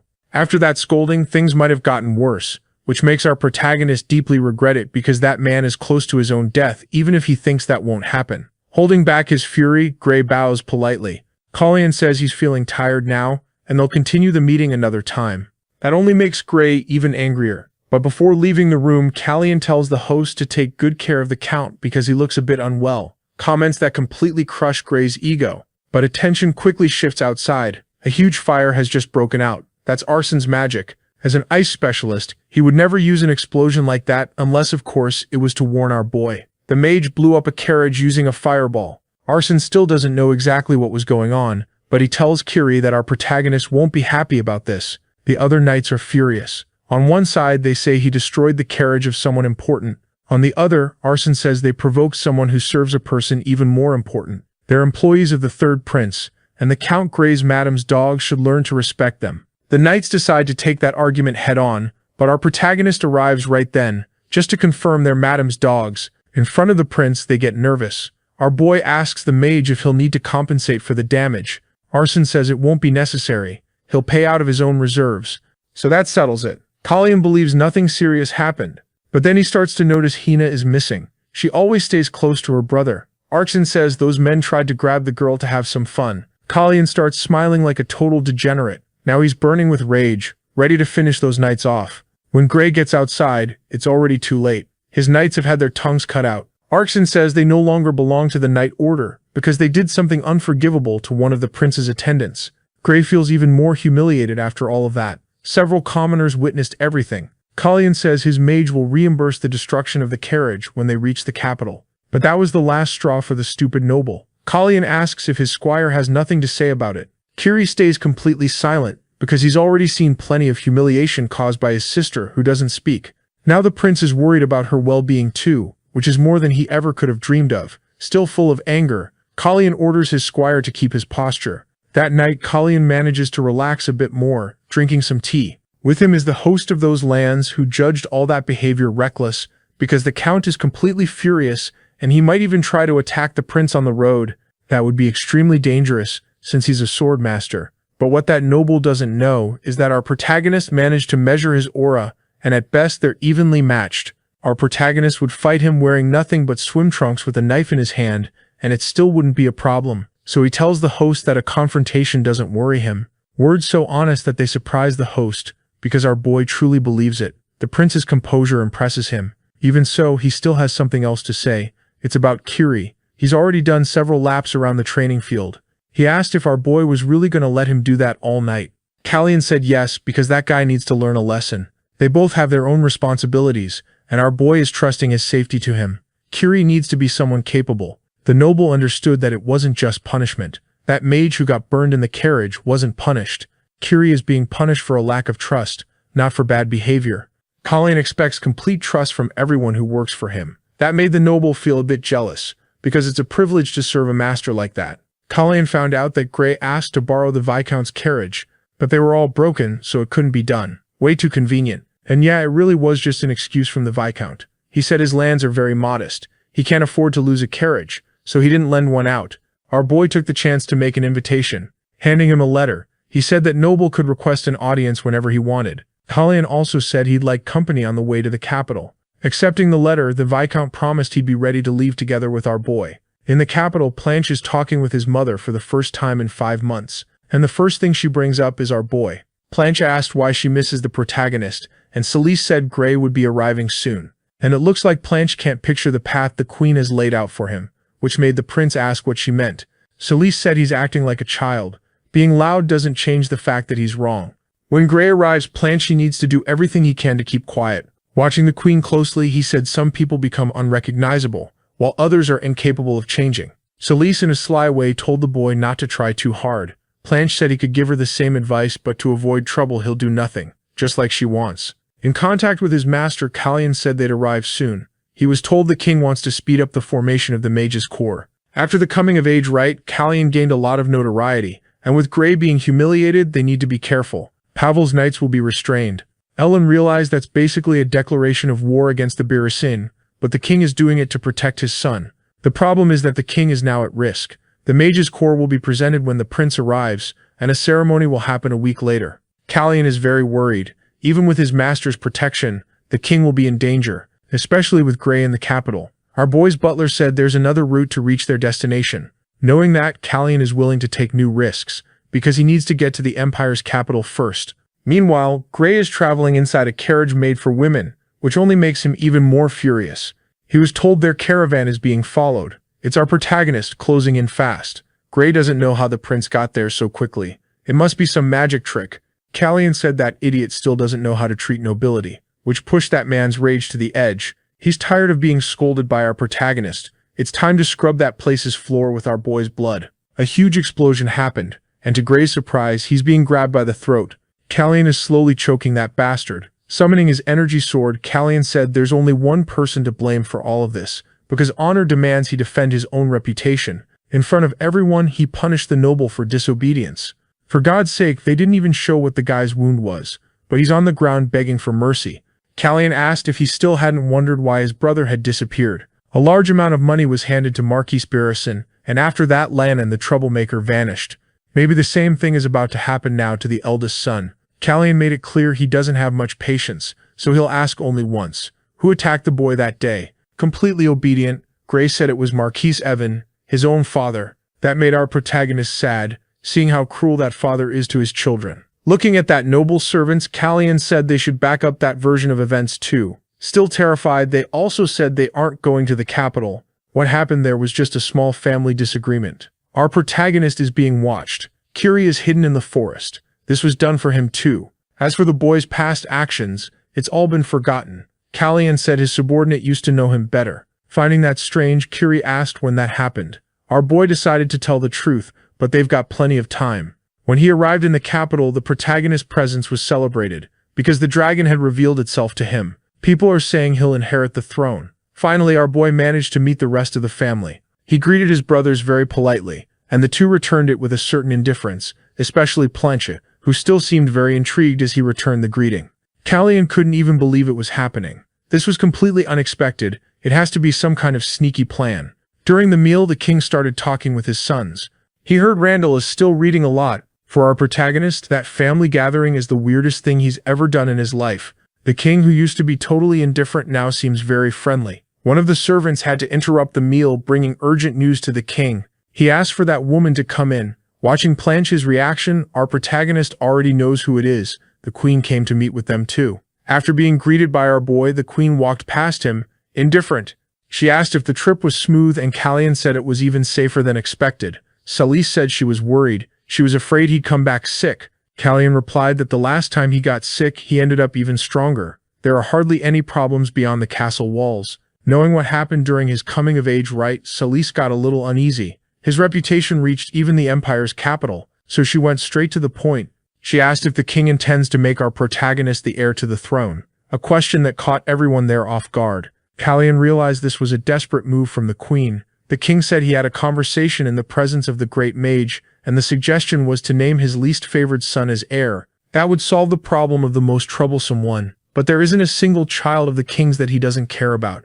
And because of everything the queen has done, the king is thinking about making his decision. Selma slammed her hands on the table in fury, saying the king would regret it because he's ruining everything she built. She stormed out, and the king apologized to Planche for what he had to hear, because those words weren't meant for him. Knowing what happened with his own brother, the king said he doesn't want that future for any of his sons. They can't make the same mistakes that family made. After turning 20, princes who aren't heirs must leave the palace. They can only visit the capital for 5 days, and they also can't have private armies. Now we're introduced to the protagonist's uncle, Asnan, the author of a rebellion when the king took the throne, which ended up failing. He's now confined in a tower in the Valley of Varakan. Our boy knows his father wants everyone to live well. His butler started asking if that would be possible, but even our protagonist doesn't have an answer, until he saw a mysterious rose along the way. But the flower isn't the only bizarre thing that happened there, because it's glowing in the dark. The butler pointed to the protagonist's pocket, which was glowing too. It's that mysterious artifact. Even though all the roses had disappeared, that one was the only one left. Calthian decided to interact with the flower. When he touched its petals, they dried out, and the flower vanished completely. The artifact's strange glow disappeared too. Calthian started connecting things, time, and that artifact. He heard from Sisfanian that he's very impatient now, but it's hard for him to shake these thoughts because his desire for answers is huge. 2 days passed, and the butler said our boy had missed breakfast both days. Calthian said he still feels very tired, thinking about a lot of things. Our boy tried to sleep, but he realized he'd gotten an unexpected visitor. The person at the window noticed our boy's magical power is real. A gentle breeze is enough to wake him. Getting out of bed, Calthian said it's already too late for visitors. It was Planche who had come. Planche said a rose is missing from the garden, and that must have been caused by our protagonist. For privacy, Calthian put up a barrier to completely block the sound of their conversation. He said his brother must care a lot about that rose to come all the way there. Planche said it wasn't an ordinary flower. Now Callian is thinking maybe that's why our boy missed breakfast, and he became sure his brother knows something. Randall is also a Transilian, and that rose is tied to the divine power in his blood. But when Planche asked Randall why the flower doesn't disappear, Planche got no answer at all. Callian started wondering if his brother is actually foolish, expecting a clear answer for no reason. Planche knows only divine power could make that rose last so long, but he doesn't understand why. Randall decided to hide it. That surprised the protagonist when he found out Randall can use divine power. Since something had happened, Planche decided to take responsibility, saying he had burned the rose, letting our protagonist play dumb. But before he could leave the room, Callian stopped him, wanting to know what he was doing. Planche believes our boy is skipping breakfast to hide the fact that he's bothered by this. But Callian's real question is why his brother decided to help him. They aren't close enough for that. Those words made Planche realize his brother still remembers. So he said that even if Randall has some kind of power, they won't win. Callian is now deeply shaken by those words. It seems our boy is being helped because Randall doesn't stand a chance against the queen. Finally, our protagonist realized the obvious. His older brother never wanted to become the next king. Their conversation left our boy deeply thoughtful, thinking about that flower and the mysterious artifact he got. Kalyan wants to understand how it's all connected. To reach his real goal, he needs to strip even more power away from the queen. Time is running out. When she learned what happened to Gray, Celise was completely furious. Because he was badly injured, he didn't even make it into the capital. The news that reached her was that Marquis Evan was responsible for the attacks. Celise can't understand why a father would do that to his own son. It seems it was an internal family dispute. Gray wanted his father's position, and the truth is it was a secret deal between him and the queen. With Gray's help, Celise would help him too. She believes her plans haven't been discovered. The problem is that her brother is a sword master. He shouldn't have been injured so easily. So Celise decided to send him some medicine, and she's determined to find out everything that happened in that incident. The queen's fury keeps growing. Whatever happened, it was a strategic move by a master, and Celise still isn't willing to give up. The queen ended up meeting with a knight and gave him a bag full of coins. He thought it was a very generous gesture. Tammy is the deputy commander of Pavel's knights. Nobody can see his true nature, and the queen knows he's a cold assassin. Now it's a matter of what his next job will be. Celise wants to find out what happened to Gray, and whether it was one of our protagonist's guards. Once the person responsible is found, he needs to be silenced forever. If that happens, Tam will get another bag of money. All he needs is the guard's name. The queen said it was Arkson, but deep down she's sure it was the protagonist. Rumors about what happened to Gray spread all over the capital. And that day the king summoned all the nobles to court, because he had an important announcement. He said they had ignored magic until now, but it was time to change course by creating a mage's corps. The nobles were shocked, because it puts the power of the knight families at risk. Valken is the name of this division, and in a week it will be inaugurated. They'll use the old facilities of Pavel's knights. After that announcement, the king asked to be left alone for a bit, but he ended up running into our protagonist, who knows this will upset the nobles. Kalyan wants to know if his father will be okay, but the king assured him it's not his son's place to worry about that. Our boy took advantage of being alone to bring up another subject. He wants to speak with the knight families. The king found that strange, but soon realized his son wants to build allies. Risky but brave. It impressed the king enough that he told his son to do what he wanted. This is also being done so he won't be the focus of the Beerison family. Kalyan also suggested they go on the hunting trip soon together with his older brother. When he heard the news, the butler was very happy because our protagonist is building his own political faction. Their conversation was interrupted by Arkson's arrival. Visibly exhausted, but it looks like he found a solution to the teleportation problem. It's the same logic as a magic seal, an impact between the traveler and the portal. Kalyan wants the details, but he'll hear them soon, because he told the mage to rest a bit. Arkson said he needs to talk to Ellen right away about the discovery, but the protagonist insisted he rest. Since he was so tired, Arkson didn't have the strength to argue. Kalyan quietly told Arkson not to fall asleep on the way back, but inside the carriage, the mage is already completely out. He remembered the protagonist's words and jolted awake at the exact moment. His caravan was being ambushed. Several men were closing in. Arkson told the driver to speed up and not look back. A weapon was thrown at the mage, but he managed to defend himself. Somehow, Arkson had already been expecting something like this, and as a member of the newly created Valken, he's fully ready to have a little fun. Kalyan is in the middle of a banquet with his master, who noticed Arkson's absence. Our boy said he must be busy with his own responsibilities, because what happened to Gray became public, and the queen is going to make a move. She can't be happy now because she lost a major ally. Only with Evan's death can his son inherit the title. The way things are, Celise can't say for sure whether her father interfered in what happened. She'll need time to get her thoughts in order. He also has absolutely no idea what Archie is capable of, and our main guy is sure Archie can handle a few nights on his own. The last face our boy saw in his past life was Archian's, and for all intents and purposes that ended up turning into admiration. Right now, extras are getting killed off in a brutal way. The assassin is already completely terrified because that mage is insanely powerful, able to cast spells in no time. Their only chance is to close the distance, so he hypes his men up with the reward they're supposed to get, but their attacks get totally shut down by a magical barrier, which only speeds up the deaths of a few more of them. They quickly realize they never should have taken that contract. Sending a group of 10 men against an opponent like this is just ridiculous. Arkson notices the men are trying to run, so he blocks the path of the only one still alive, the one responsible for the ambush. The corrupt knight drops to his knees and starts begging for mercy, saying he can tell the prince everything he knows.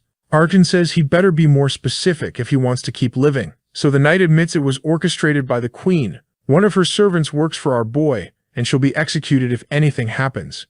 Looking at that bag of money, Arkan says his master isn't all that interested in remembering certain things. Completely desperate. The knight says he knows where the Marquise's money comes from. A secret, illegal casino. They make money off rigged bet-on fights, but our main guy already knows that place, and he's got someone with well-known expertise about it.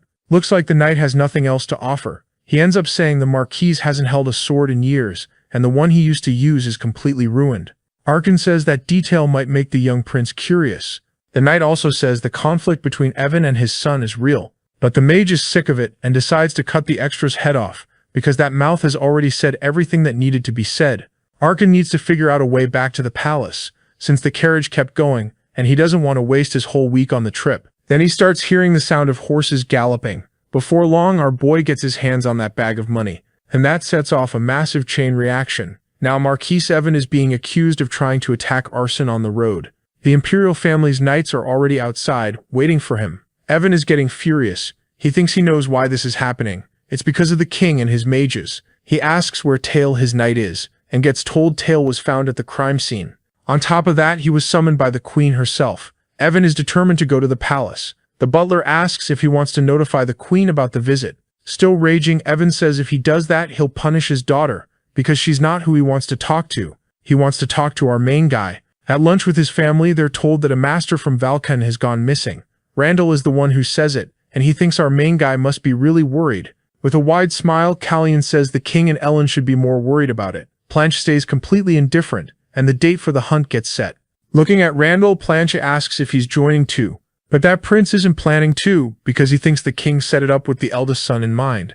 Planche tries to convince him to get some fresh air, but gets ignored. To make it worse, he doesn't seem like the type who even likes hunting. Callian doesn't know if his older brother is doing all this just to help him. And right then, gathered with his brothers, he feels something strange. It's his own master, and something has Ellen deeply irritated. Not long ago, Ellen went to meet Marquise Evan. Ellen asks if he's feeling any grief over losing so many subordinates, especially when he still has to show his face at court. To Evan, that sounds like a provocation. He says the mage's presence there is only tolerated because of the king's favor. Ellen answers that at least someone in that conversation is enjoying royal favor. Furious, Evan says he already knows who's been influencing the young prince in a bad way. Closing in on that point, Ellen says the king and the prince are more trustworthy than a knightly house that had 10 men beaten by a mage. Ellen leans in and whispers in Evan's ear, asking how much the bribe was this time, saying Evan must have made a lot more now than when he sold his own son. That genuinely sets Evan off, and he releases his full aura. Ellen isn't intimidated by it. He releases an even greater power than the nobles, and now he's going to show him that some things have been forgotten. It's time to remember where he belongs. The flames of that energy look like they're devouring Evan. Ellen tells him to think before he acts because he doesn't know who he's talking to. That brief exchange leaves the noble choking for air. Threateningly, Evan says Ellen may be powerful, but he's alone and he won't survive long.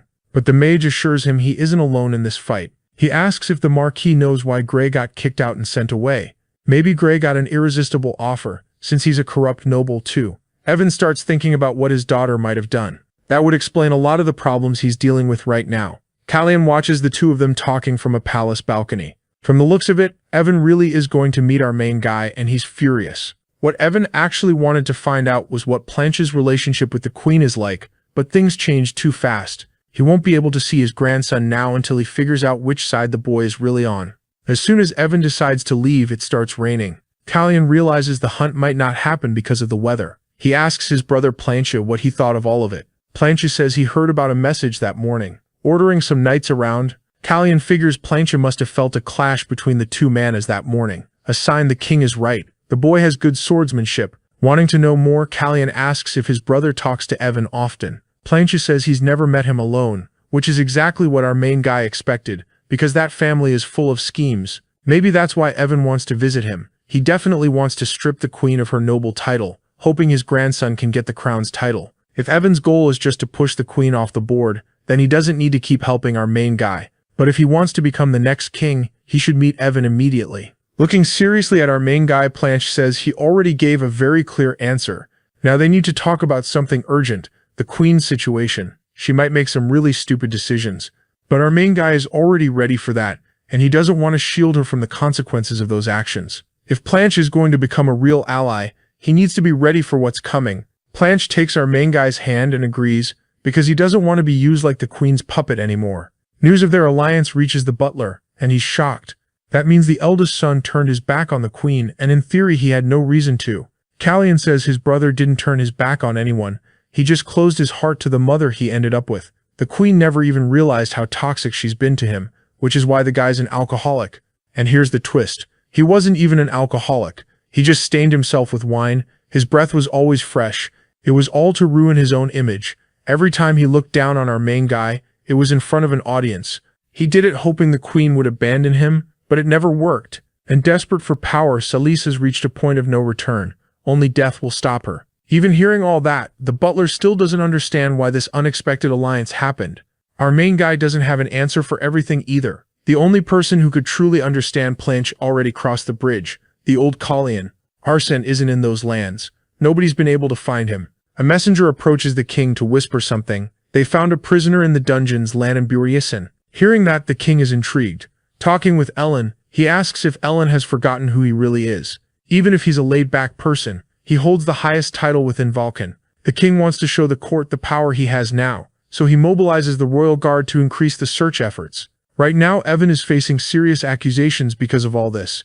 The same knight who went to talk to the king was the one responsible for bringing that noble in. There are only a few days left until the inauguration of the new mage division. That's going to shock the nobles, with a title being granted to Ellen. Ellen has already realized the king knows exactly how much the nobles despise him, Evan in particular. The truth is, Ellen was originally a viscount in Liberin, but he became known as a great mage. In Secretia, he also holds the title of baron. But out of all his titles, he prefers being the young prince's master.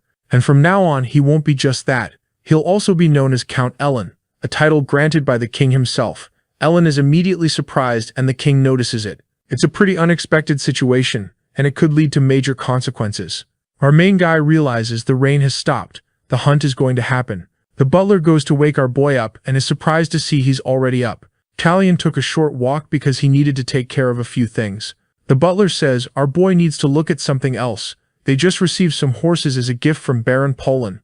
Our boy is impressed by their quality. And that's not all. They also received a cat as a gift, which leaves our boy a little confused. He didn't know if he wanted to adopt a dog or a bird, but getting a cat is definitely a good thing. The animal ends up being handed directly to Hina. A pet like that can stay at the prince's residence, and our boy asks her to be very careful. Hina realizes our main guy remembered her request, and she's really happy about it. It doesn't take long for her to show what happened to her brother. The butler also tells our boy about the king's movements. He sent troops to the Burzan lands. Arxen is still missing, but that doesn't worry our boy at all. He just repeats Ellen's words. His subordinate strength isn't small. Even so, our main guy won't just sit around. A Vulcan mage going missing is serious, and it'll be treated that way. Either way, life keeps moving, and it's time for the hunt. Not everyone knows whether Prince Planche will join in too. There are rumors he isn't in good health. Watching through the window, Planche remembers a conversation. Our main guy told him not to join the hunt, and to say he's feeling feverish. Planche doesn't understand the reason for that plan, especially since he might genuinely not feel well enough to hunt. Callian says he'll talk to the king about it so he understands his son's absence.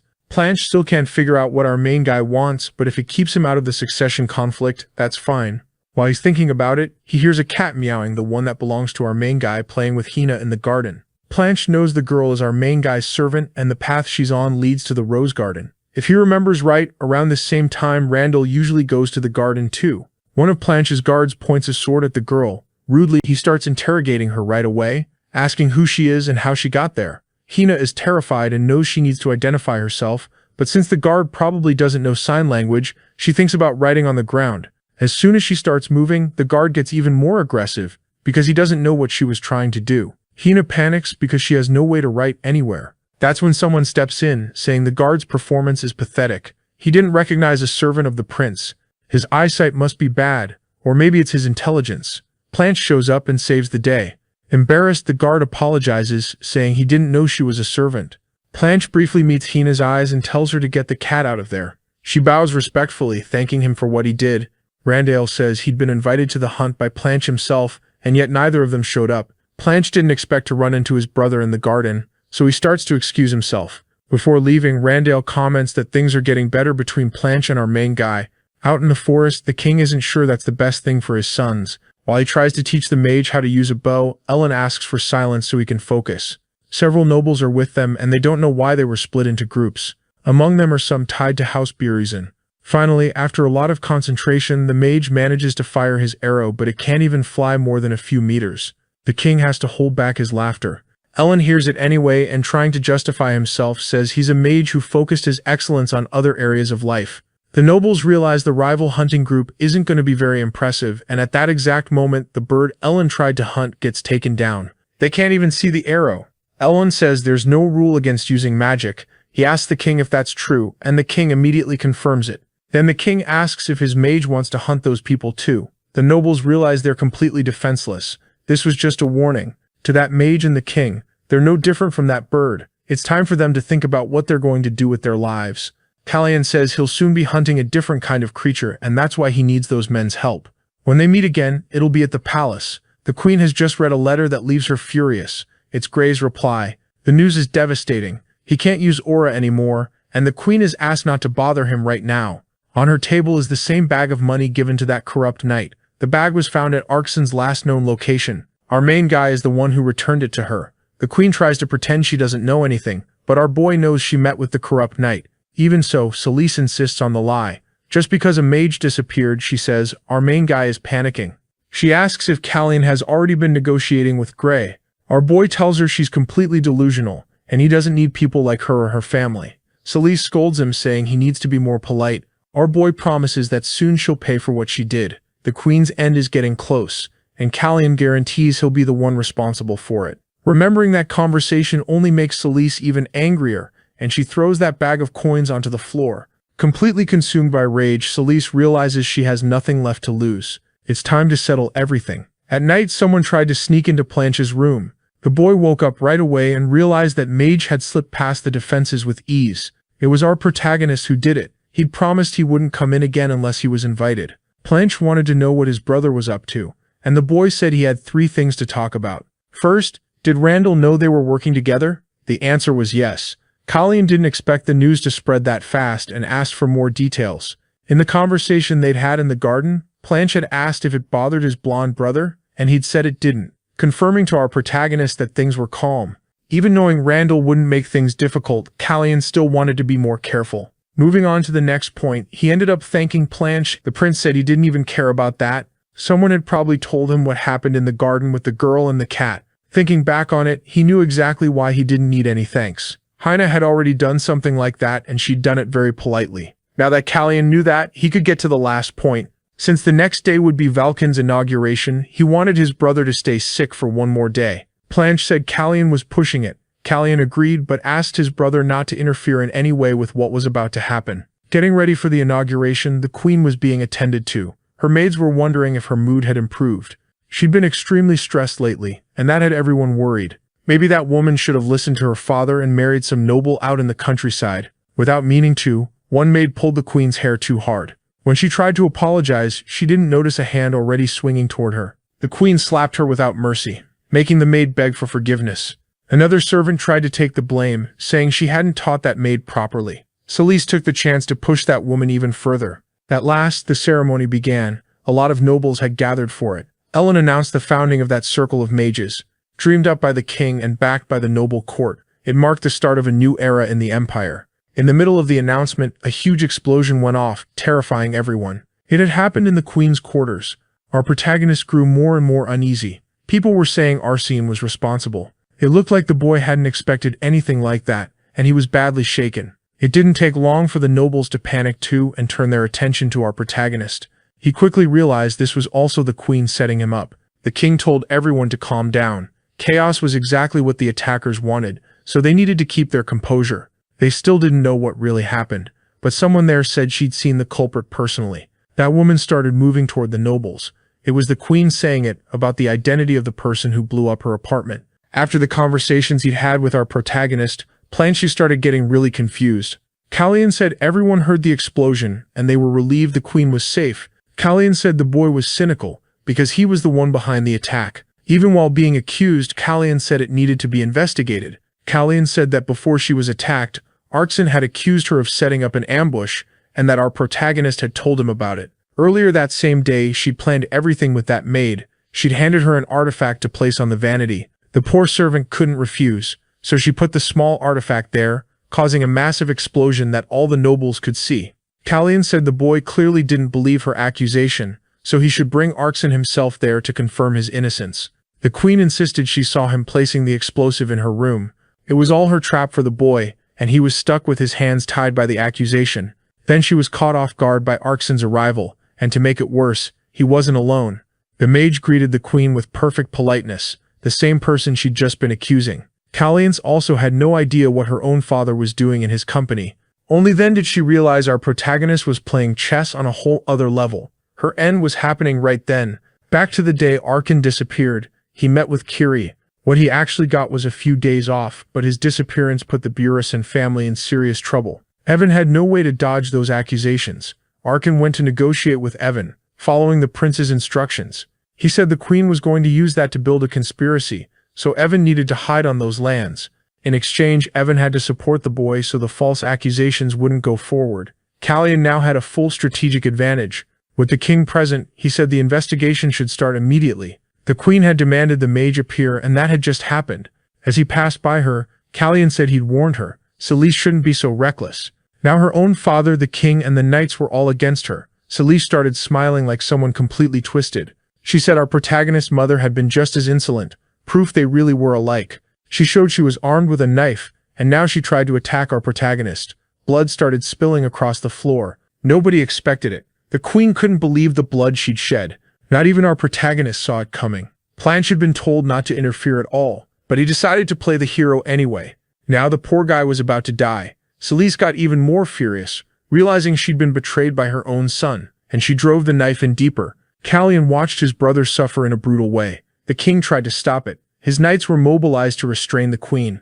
Deeply worried, the king told her to stop. The hand holding the knife was cut off, leaving the queen in pain and shock. Furious, Kallian asked if that insolent woman hadn't heard the king. She'd been ordered to let the boy go.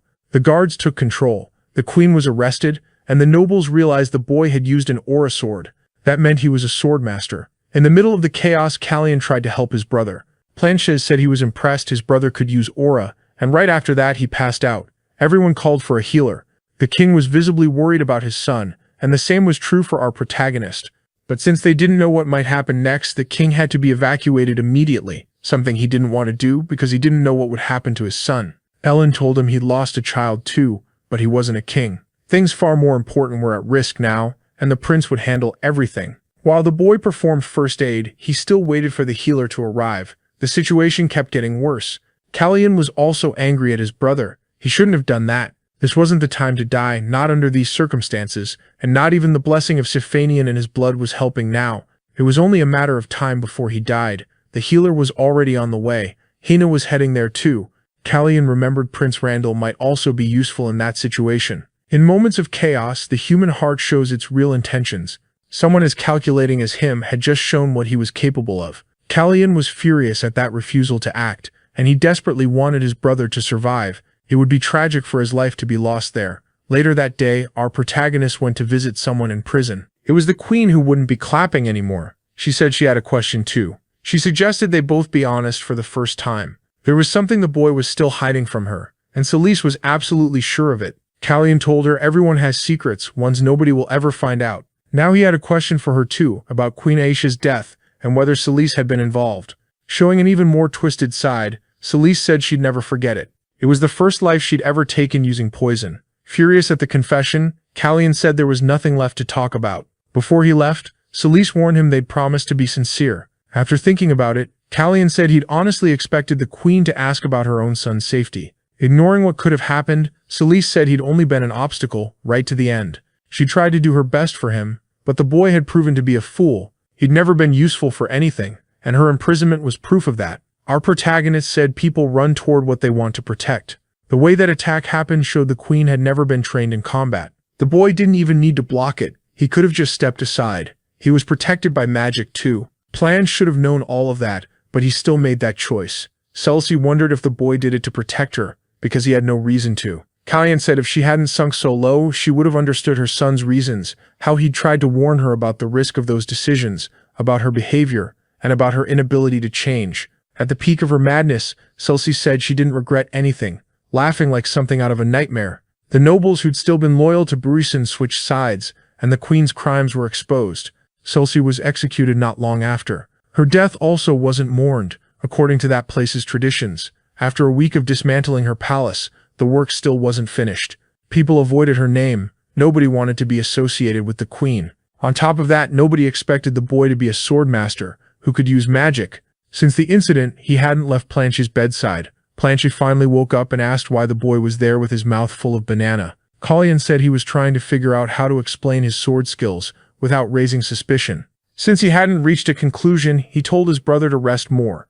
Planche told him to do that in his own room, but our protagonist asked him to be a little nicer. Callian didn't want to leave yet, to avoid all the questions. More time passed, and even Ellen missed the boy. Callian ended up getting kicked out of Planche's room.